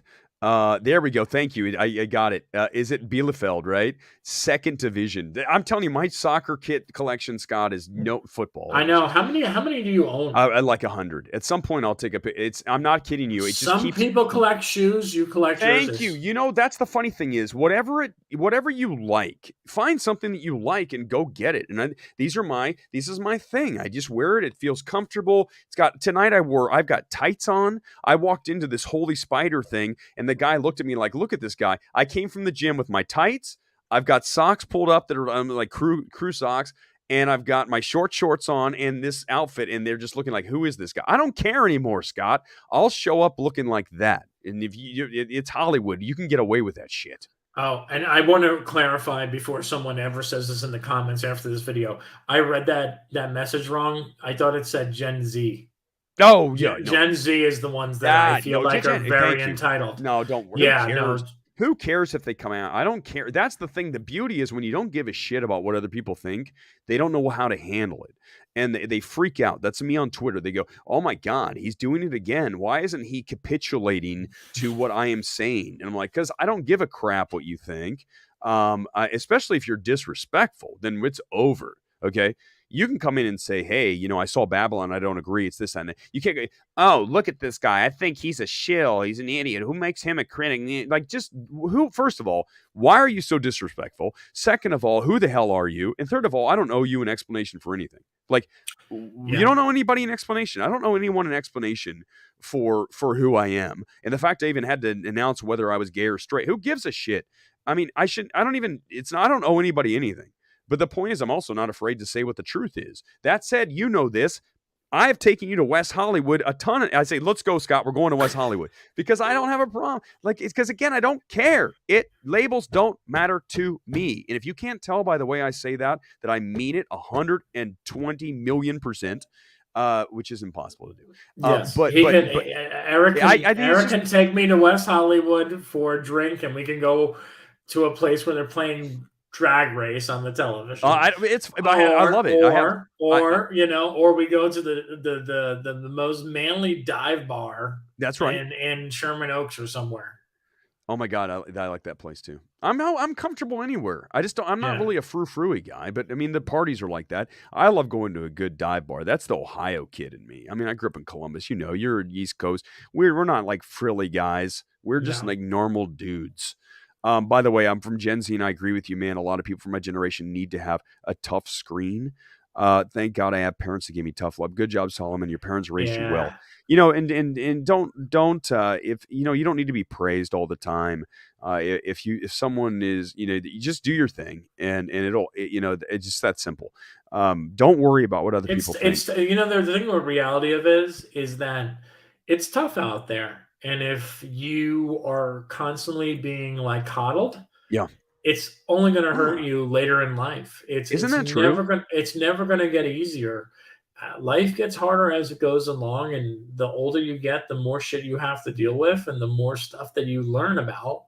Yeah, and you can't just kind of go, "Oh, I don't feel. Why is this happening?" Like you sometimes have to suck it up. And I mean, it's been been going through a rough patch for the last couple of months. Yeah. And I mean, some days are better than others, but like I keep going, and that's what you have to do. You know, I didn't tell you. I'm going to tell you the story, and then we're going to wrap the stream because it's something that at some point we can do. This is like super deep. I told you. Now it's been about 6 years. 6 years ago, I was in a place that I was, let's just say, like massively depressed. I mean, I'm talking to the point where you wouldn't even know the person you're talking to. You'd be like, "Who is that? That's not Erick Weber. I have no idea who that is." But you know, in the process of rebuilding myself, in knowing that every day is a new adventure and really trying to get something out of it and build, which is how I approach everything now. But once you've been to the bottom, right? It's almost like a gift where you can then not worry about almost anything because you're like, I was at the bottom. So now everything is better than that. So I think if you take that approach where you are just living life and doing the best you can in any situation and knowing that there's going to be bad days, there's going to be good days, be in-between days, and just pushing forward no matter what and not trying to get too high or too low. That's the best way to approach that. That's what I've learned over the past several years. And I think that's, you know, for you, I know you're dealing with things and we all are. But just to remember that every day is going to be a process and you just try to take the positives out of it as best you can. Yeah. And I mean, you also have to realize that that's just part of life in general, is that some days are going to be better than others. And I mean, some days you're going to feel like you don't want to do anything and stay at home and everything. But the thing is, you can't let the negativity control you. You have to get yourself up and you got to push yourself forward. And it's okay every once in a while if you say you can't do it, but I think it's very important that if you get to a point where that's lingering for a couple of weeks, then you need to see someone. Yeah, exactly. Talk to people in your life that you can. This is gonna be quick. I want to make this because this is here and I want to address it because then the stream, man, my voice is toast. Okay, we're gonna suck it up. Here it is. Nikita. Apparently, Nikita was asking and said I was ignoring comments. First of all, I never ignore comments. If I miss it because there's a ton of comments, I'm doing my best. That's why I said use the super chat for God's sake. Even if it's $1, you're in and you get your question read. Anyhow, asking whether it's confusing his personal dislike with Babylon with actually being no. I do not have that problem, Nikita. I do not have a problem of a personal dislike with it actually being bad. I think that if anybody is very good at doing what I doing in Scott, you can disagree at being as balanced and fair. And I know I said that in the opposite order, so you didn't call me Fox News of a movie critic as a movie evaluator. There's nobody who does a better job than me. So don't come in here and tell me that it's a personal dislike. I know what's good and what's bad. I'm very good. I'm very skilled at that. And I know that sounds egotistical, and I don't care if it does, because some people aren't. I know that I am. And I can tell you right now, Babylon is a bad film. I am 100% certain that it is a bad film. It is not a personal thing with Damien Chazelle, with Margot Robbie, with Brad Pitt. It's a bad film. Scott, you am I fair? No, you are. And I think it's interesting because there is a difference. There are movies that you can admit are not that great, but you like them, right? I mean, listen, I don't know if anybody can see it. I have a poster of Bubble Boy back here, which I know is not a good movie, but I really like Bubble Boy and I enjoy it. And I would never say if someone said that's a bad movie, I would say, I can understand your point and get it. But there are movies that are actually bad. And like there is nothing good about them. No. And unfortunately, I think Babylon has a few good things about it. There's but for the most part, it's a bad movie. It's a really bad. It's badly made. It's badly edited. Oh, it's badly written. Oh, watch out! We're going to get into reviews here. I'm not taking the stream down this time because we're not reviewing it. Let's just cut it at this. It's not good. Not good. And I'm telling you that history is going to be on my side. And it's going to be on your side. And I'm not just saying, I know that. I am 100% certain. And I can point to, and then we're wrapping the stream because I'm going to go off and I'm going to be on for another hour. I can point to innumerable films over the years that I have come out of and been 100% certain that these films were going nowhere. And a great example of that, and I know it's a small film, but I remember it distinctly, and I remember it absolutely like it was yesterday. I sat through the screener of Ammonite. What was that, 2 years ago now, during the middle of COVID? Yeah, 2 years, they sent the screen. Yeah, oh my God. The Neon movie. And I remember reading tweets from someone who's saying, oh my God, I just watched one of the best movies of the year. This is a definite Oscar contender. And I went, wait a second. I just watched Ammonite. It's so boring. It's going nowhere. I said, this is not going to be an awards contender. And what happened with that film? It did nothing. And I mean nothing that award season. Also, last year, Mass, another film that I told you was misery porn. All in film Twitter like, oh, Mass is so great. It's going to be, everyone's going to get nominated from that. Every single person, 2 supporting for each category because we're doing all supporting for the film. Guess what? Mass got 0 nominations, and I called it, and it's not personal. I'm good at watching a film and knowing what works with people, and I'm telling you right now, when people walk out of a movie like they did at Babylon, the movie is bad. All right. Yeah. No. I'm right. I'm 100% right. That's it's so stupid even having. It's not like, and it's like personal dislike is different. Like it's just knowing. Yes. It's knowing the industry and who the movie's for. That's right? What we do too. That's what I try to do more than anything. Mass, like film Twitter love Mass, but the average person will never sit through Mass. Never. They're literally going to watch this and going to be like 2 hours of people yelling at each other over someone being killed. Yep. Like that's what that movie. Like it's to a normal person, it's torture. That's and correct. It was so funny. Like we don't think that we're not saying the movie's like the worst movie ever made. We're just saying it's not going to work with people. But in this case, Babylon's bad, and it's not going to work with people. No, exactly. And I mean, I even go back to my whole thing with with Netflix was with Power of the Dog, right? Like I'm literally going to all these events. And literally, I'm listening and talking to people, and people are like, I don't understand what that movie is. I don't understand what happened at the end. This movie was boring. I turned it off. Like, you literally knew, like, I knew that movie wasn't going to get, was going to get one win. And that's exactly what it got. It got one win, and it was for director. And that was the only damn thing that it was going to get. And it was the only thing that it was ever going to get. And like people are like, oh, why are you surprised by that? And it was like Erick even knows this. Like when we went to the Coda screening, he watched how people were reacting around him. Exactly. You take notes. It's a journalist. It's like part journalist and part critic. I feel like I do both really well. Now, Nikita is having a really fun night tonight. She's really digging in on all these things. Okay, I was going to quit, but this is perfect. What do you think about Everything Everywhere All at Once? You put them out of order, by the way. I'm fine. I'm going to critique your comment. It's definitely not an Oscar bait film, and I didn't think it was going to be listen. I didn't think it was going to be a Best Picture contender. I don't believe it should be. I 100% believe that, but I can't deny that it's become that. Babylon is not Everything Everywhere All at Once. I mean, listen, Everything Everywhere has a lot of good things about it. It's mostly good, brought down by the end that just bashes you into submission with the repetition of ideas. Okay. But it's not as Babylon is borderline unwatchable at times. Oh God, I'm not a review. I'm not doing it. It's not a review. We're talking. I don't care. I'm not. Whatever. It's really difficult because I know we're just like we're not reviewing the movie, but it's we're not. I didn't review the movie. We're talking about it from like Oscar. That's what we're doing. I'm not. That's what I'm saying. If they say I'm gonna go to this moment, which is at almost 2 hours. Okay, we're gonna go to 2 hours. Then we're calling it. This is the longest, by the way. Is I'm gonna say we're not. We're trying to explain it to people who haven't seen it. Let's end it on a positive note because we only have a few minutes.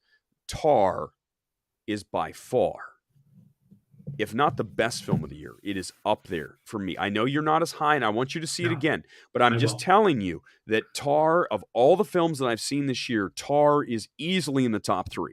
And if it ends up winning, I have 0 problems with that because it should. It's not just a performance film with Cate Blanchett. It's interesting because the other movie, when we're talking about Everything Everywhere, that I also am very surprised that is actually in the conversation now is Top Gun. Because I think when that movie came out, I think so many people were like, there's no way this is going to be in the conversation, including myself. Because there was all this. I know you did. Okay, thank you. But it was just all of this expectation for all these movies coming out, right? And you just keep going and you keep going and you keep going and you keep seeing these movies. And you were hoping that all these movies are really going to deliver. But so many of them didn't. No, and that's the truth. And that's what. And this is a whole nother stream. I'm probably we'll do another one of these awards things. But as every film comes off, like Babylon is now off of Awards Ace. One more time, I pull it up. Awards Ace, I can't put it in the key contenders anymore. I just can't. After watching it, I can't. If I'm wrong, I'm just telling you, I'm not. I am not 100%. I am 99% certain this is not going to be a Best Picture. Okay, so as such, I have removed it from the key contenders. Okay, because it just isn't. It isn't of that quality. But when you have films that are all of a sudden gone, like Babylon is erased. Okay, I mean, it is. It's erased. It's erased. It's not. If it okay. And this is not a review again, Paramount, so forget it. If Babylon gets a Best Picture nomination, it will be one of the worst Best Picture nominees in the history of the Oscars. It's that simple. Yeah. If it does, I'm just telling you it will. If it happens, don't come at me and say you were wrong. I can say, but that doesn't mean that they were right to include it. Could you imagine? Could you imagine if it won? To make up for the La La Land debacle. Oh my god! Oh my god! That would be the worst Best Picture win ever. Oh, it would smash Green Book. Everyone, Green Book. It would destroy Green Book. Paramount's going to hate this stream. We're almost at 2 hours. But you know, the thing is listen, Paramount, if you're still watching and the executives are sitting here I don't know what. We're both Top Gun Maverick lovers. Thank you. Top Gun Maverick lovers. Smile. I was quoted in the Smile campaign, got $0 for it. So, you know, just remember that that's just how it goes. And guess what? When Damien Chazelle has another movie, I'm going to be super excited to see it. But unfortunately, this ain't it. Yeah. I mean, so it's not. There's no bias. There's no. We're not trying to say we didn't want to dislike it. The reality is the reality, and that's why it's no longer in the key contenders. And I think that's very fair. Isn't it so surprising at she said being in this conversation? Because I really do think it's going to be a Best Picture nomination. Oh, Scott, it absolutely is. But you know guess what? I called it when I saw it. When I came out. Look at my initial reaction. I said, this is a very good film. You told me that it was going to be too. I told you. It's crazy because I like the movie, but I think some of these movies is so weird that they're even in here. I mean, Black Panther is fine. Empire Light is fine. But yeah, I know that. But I'm just saying. Okay, can I ask you? And then we really do need to wrap because my voice is toast. It's only been 2 hours and 2 minutes. I told you. I mean, now we're over 2 hours. This is the longest. God damn, we could do an 8 hour. I swear to God, we could easily go another 2. I got to get to bed. I know you do, but I'm not kidding you. We could easily go. Is that here? Do you have a problem with it still being on there? I want you to be honest with me here, and let me tell you why I still have it, and then you can tell me. Because of Black Panther, the legacy of the first, because of all the wins it had, the nominations it had. The original, I'm just telling you, and it's a weak year, you can't pull it off. I can pull Babylon off. I know. Am I right or wrong? No, you're 100% right. I mean, the only reason I don't have it on mine, it would have been my number 10 on my prediction list. This is just the films I think have a shot. Yeah, this is not in order or anything. It's the only reason I don't have it on there is because I really do want to kind of be that champion for RRR to get that 10th spot. I just can't. As much as I love I think it's a great film. I loved it. I had a good time, but I just can't see it. I just can't. I know they're trying. Is it just because of the campaigning? Is that what it is? No, I think for me, the biggest hurdle was, and I did the stream. It's one of the most popular streams we ever had. India screwed RRR. Oh, they 100% did by not putting it as their choice. When India went with whatever the hell the movie, the something show, I don't even remember what it was. That damaged RRR. It took a torpedo and it sunk it. And now, if it changes, I'll be the first guy to be thrilled. I'm just telling you, that was a massive blow. Almost an unrecoverable blow in my estimation. And I know our fans don't want to hear that, but that's what we do here. Do you think that's accurate or not? No, I mean I said the exact same thing, and I mean I think I told a couple people when they were shocked when I said there wasn't going to be India's movie. They were shocked because of how much buzz and how much there's so much great word of mouth on that movie and such a fan base behind it. But crazy. Yeah. I mean, I don't know. I always like to have, like, we always talk about when we're doing like picks and stuff like that. I always kind of like to have the one underdog there. I mean, even if I'm going to be wrong on it, I just kind of always like to have that one underdog on my list. Yeah, just in case. I hear you. I'm not saying I just can't. I can't put it in there. Because I'm amazed that you have Empire of Light on here. No, that's let me the movie that I think is okay. Is well, kind of crazy. Well, listen to me. First of all, let me quickly state the case. This is now we're going to go. No, we're not doing it. Okay. First of all, Sam Mendes. Okay, let's just go through the positives. Let's go through the lenses of why it's there. Sam Mendes, Olivia Colman, Roger Deakins. You have Reznor Ross, and you have Searchlight. Okay, tell me I'm not right in that thinking. Now that I said that to you, then you go, yeah, right? No, Searchlight. I mean, that's the thing. They always have it, but I think they're putting all. They have Banshees. I got it. They got Banshees. Why can't they have two? Why wouldn't they go for? They can have a shot with Empire Light. Well, they know. They know they have Coleman in the score and the Deacons. I mean, that's like. I mean, I feel like those three things are like kind of in there now. Yeah, I've said before though with Coleman. It's a boring pick. It's a boring pick. It's not a great movie. It's not a great movie. But you know what though? In the year of mediocrity, it's above that. I mean, again, okay, just and then we're really I can't because we could just keep going. And I'm literally gonna like I turned off the mic. Okay, so if you had there's my Peter Brady. Was it Peter, right? Yeah.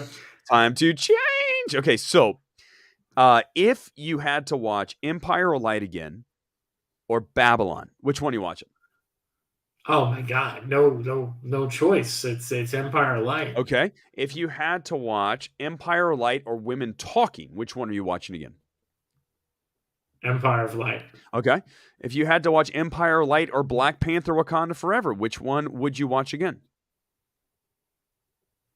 Those are about equal. Okay, but you see, we're at the point where it's beating some of these. That's my point. Yeah, all it has to do is beat a couple because we're at how many here? 1, 2, 3, 4, 5, 6, 7, 8, 9, 10, 11, 12. There's 12. It only has to beat 2 of these movies to get in. Okay, I don't see anything else. There's the Whale. I'm curious to see how it plays in LA. I can't wait. I got to put it on there though. Do you think that's good to put? I think I think fair, it's good. Right? No, I think the movie plays so well. That's what I thought. And so many places, like it's crazy because even in like in multiple screening places that I've heard it played, like that round of applause has happened everywhere. Yep. Everywhere. Like it doesn't matter whether it's in like Middleburg or TIFF or Venice, wherever. It's literally followed him kind of every single point that he goes. That's right. And it's kind of, I think the movie's going to be more of a player than people think it's going to be. Well, I agree. That's why it's there. I can feel it. You know, then we're going to, well, I didn't say we're rapping, but part of doing this is being able to gauge the zeitgeist, okay? Being able to gauge the feel in the air about something. And I'm very good at that. And here Erick's boasting again. No, some people are good at reading the room and some people are bad. I'm going to tell you something right now I've never said. I'm going to say it right now. I'm so gutless and I'm unhappy that I did this. When COVID first started, I was one of the only people, and I don't know if you remember this, Scott, who was saying this is a fear campaign.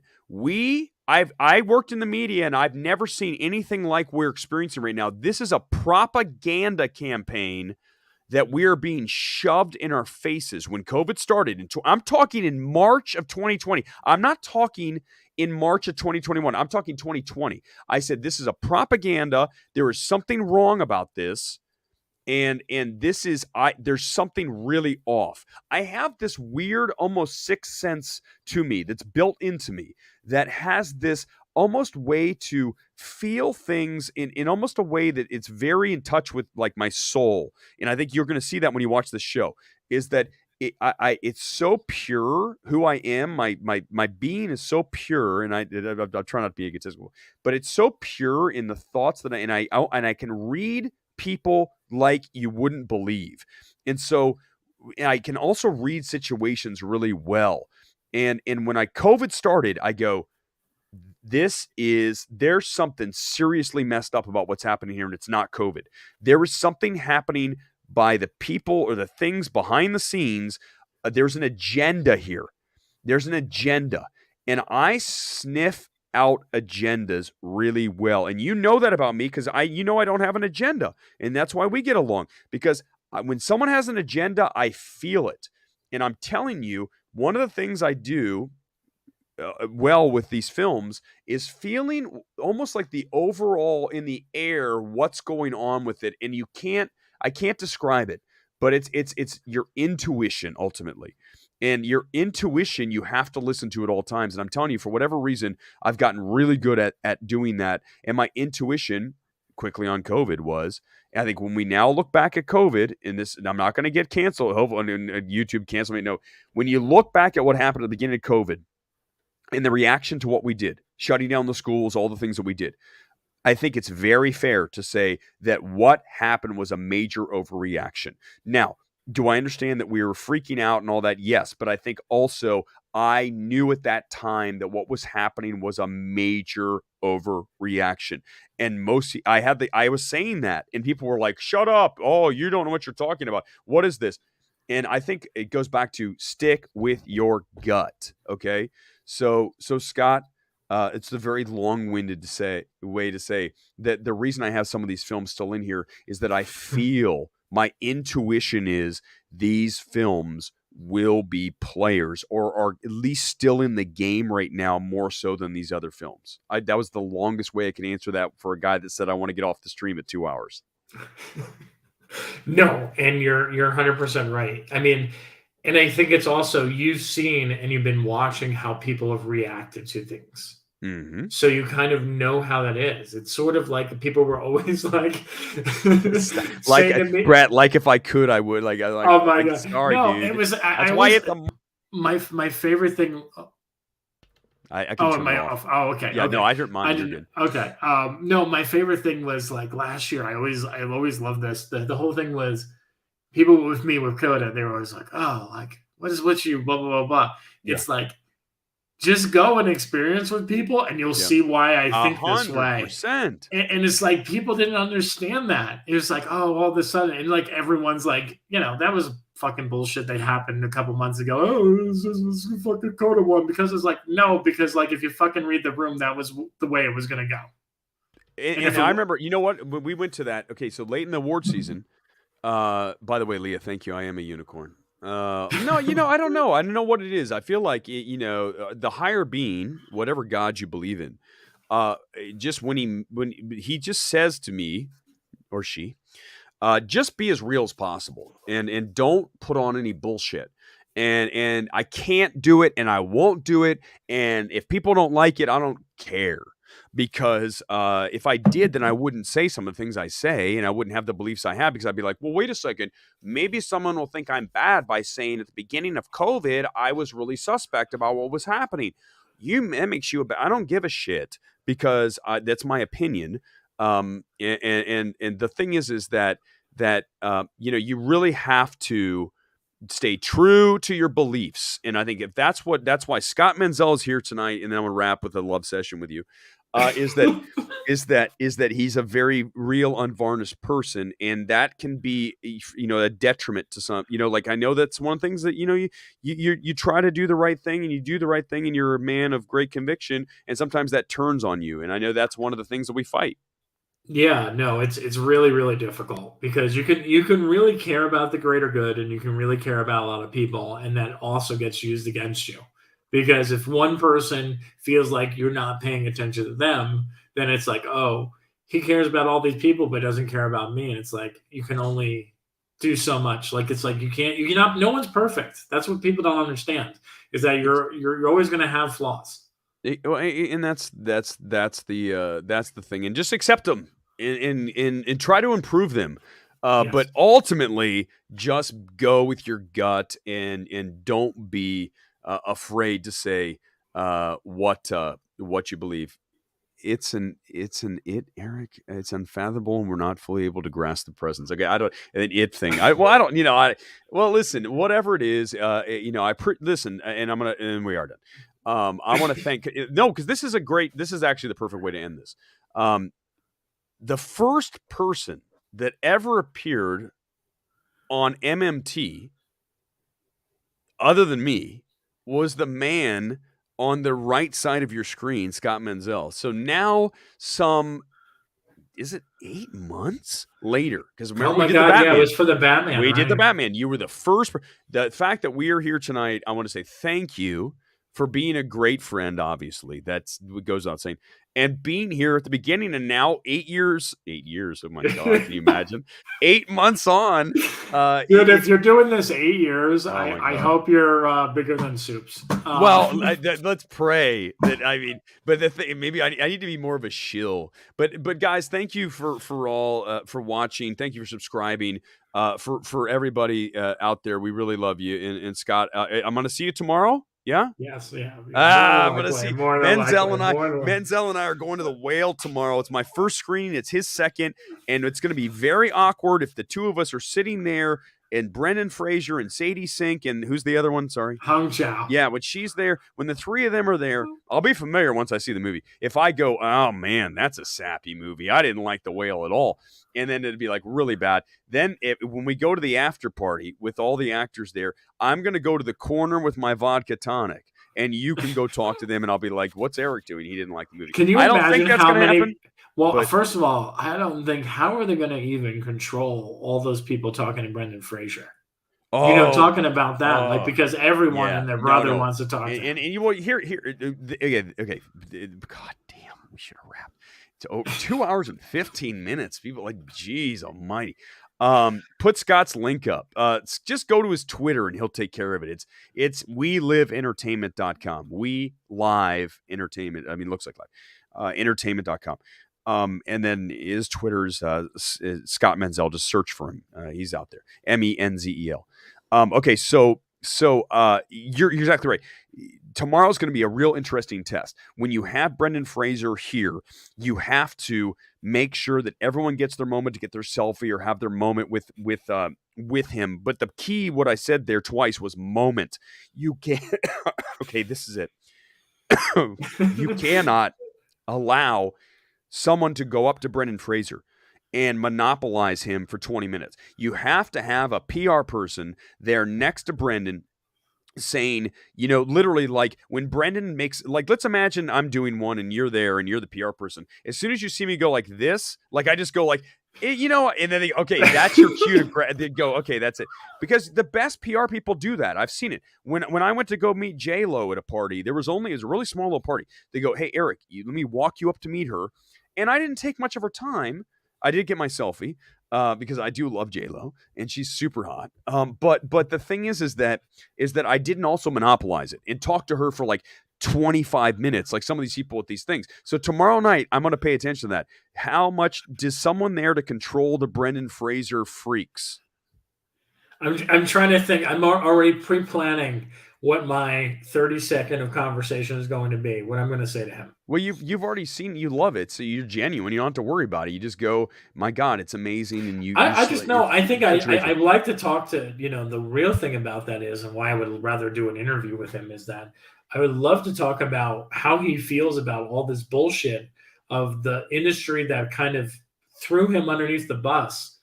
And now everyone's celebrating him as a comeback. And we can talk about that on the Whale Stream. We'll do that. All right, we're gonna wrap. Alex Affleck winning for real and Ana de Armas and J-Lo. Yeah, he's doing well. I mean, Ben Affleck's a good-looking guy. He's super rich. He's a movie star. What do you expect him to be? Like, he's gonna have a hot woman. I mean, come on. Like and Jennifer Gardner was not exactly ugly, right? I mean, she's like the perfect. Now, God, I'm gonna do. She's like the perfect mom. Like if you had to dial up like suburban mom, like hot suburban mom. You'd be like Jennifer Gardner, right? Are you just saying that she's the definition of a MILF? No, yes, fine, that. The thing is I don't even care. The funny thing is when I first started the stream, and then we're done. I'm dead, and then it's get. I should do a thing where I say then we're done, and then we just keep going for like an hour.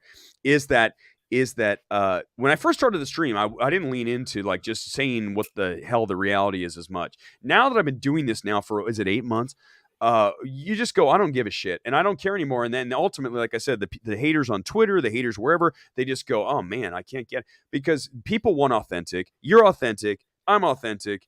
And we're going to be authentic tomorrow watching The Whale. I just hope I like it because, I have to be authentic with my reaction to it. So if I love it, I know you're going to be happy. If I'm mixed on it, you're not going to love that. But at least you will respect it, and we'll still go into the after party with our mixed drinks and have a nice time at the location X. We can't tell you where it is. But yes, we're going to see The Whale tomorrow. We're buddies. Because those creepy people are going to show up and go. Yeah, we can't have the creepy people show up at the party. We can. This guy, there's Erick and Scott. The Siskel and Ebert of. We by the way, we need to do the show at some time again. I was actually. It was funny. I was actually thinking about this. I think what we should do is we should do one final episode for this year, and then what we should do is we should do it as a monthly thing. Yep. Every month for the next year. Yep. Yeah, I think that's good. I mean, if you guys haven't watched At the Multiplex, go check it out. It's our Siskel and Ebert. That's exactly what it is. And I think we're really good at that because we don't always agree.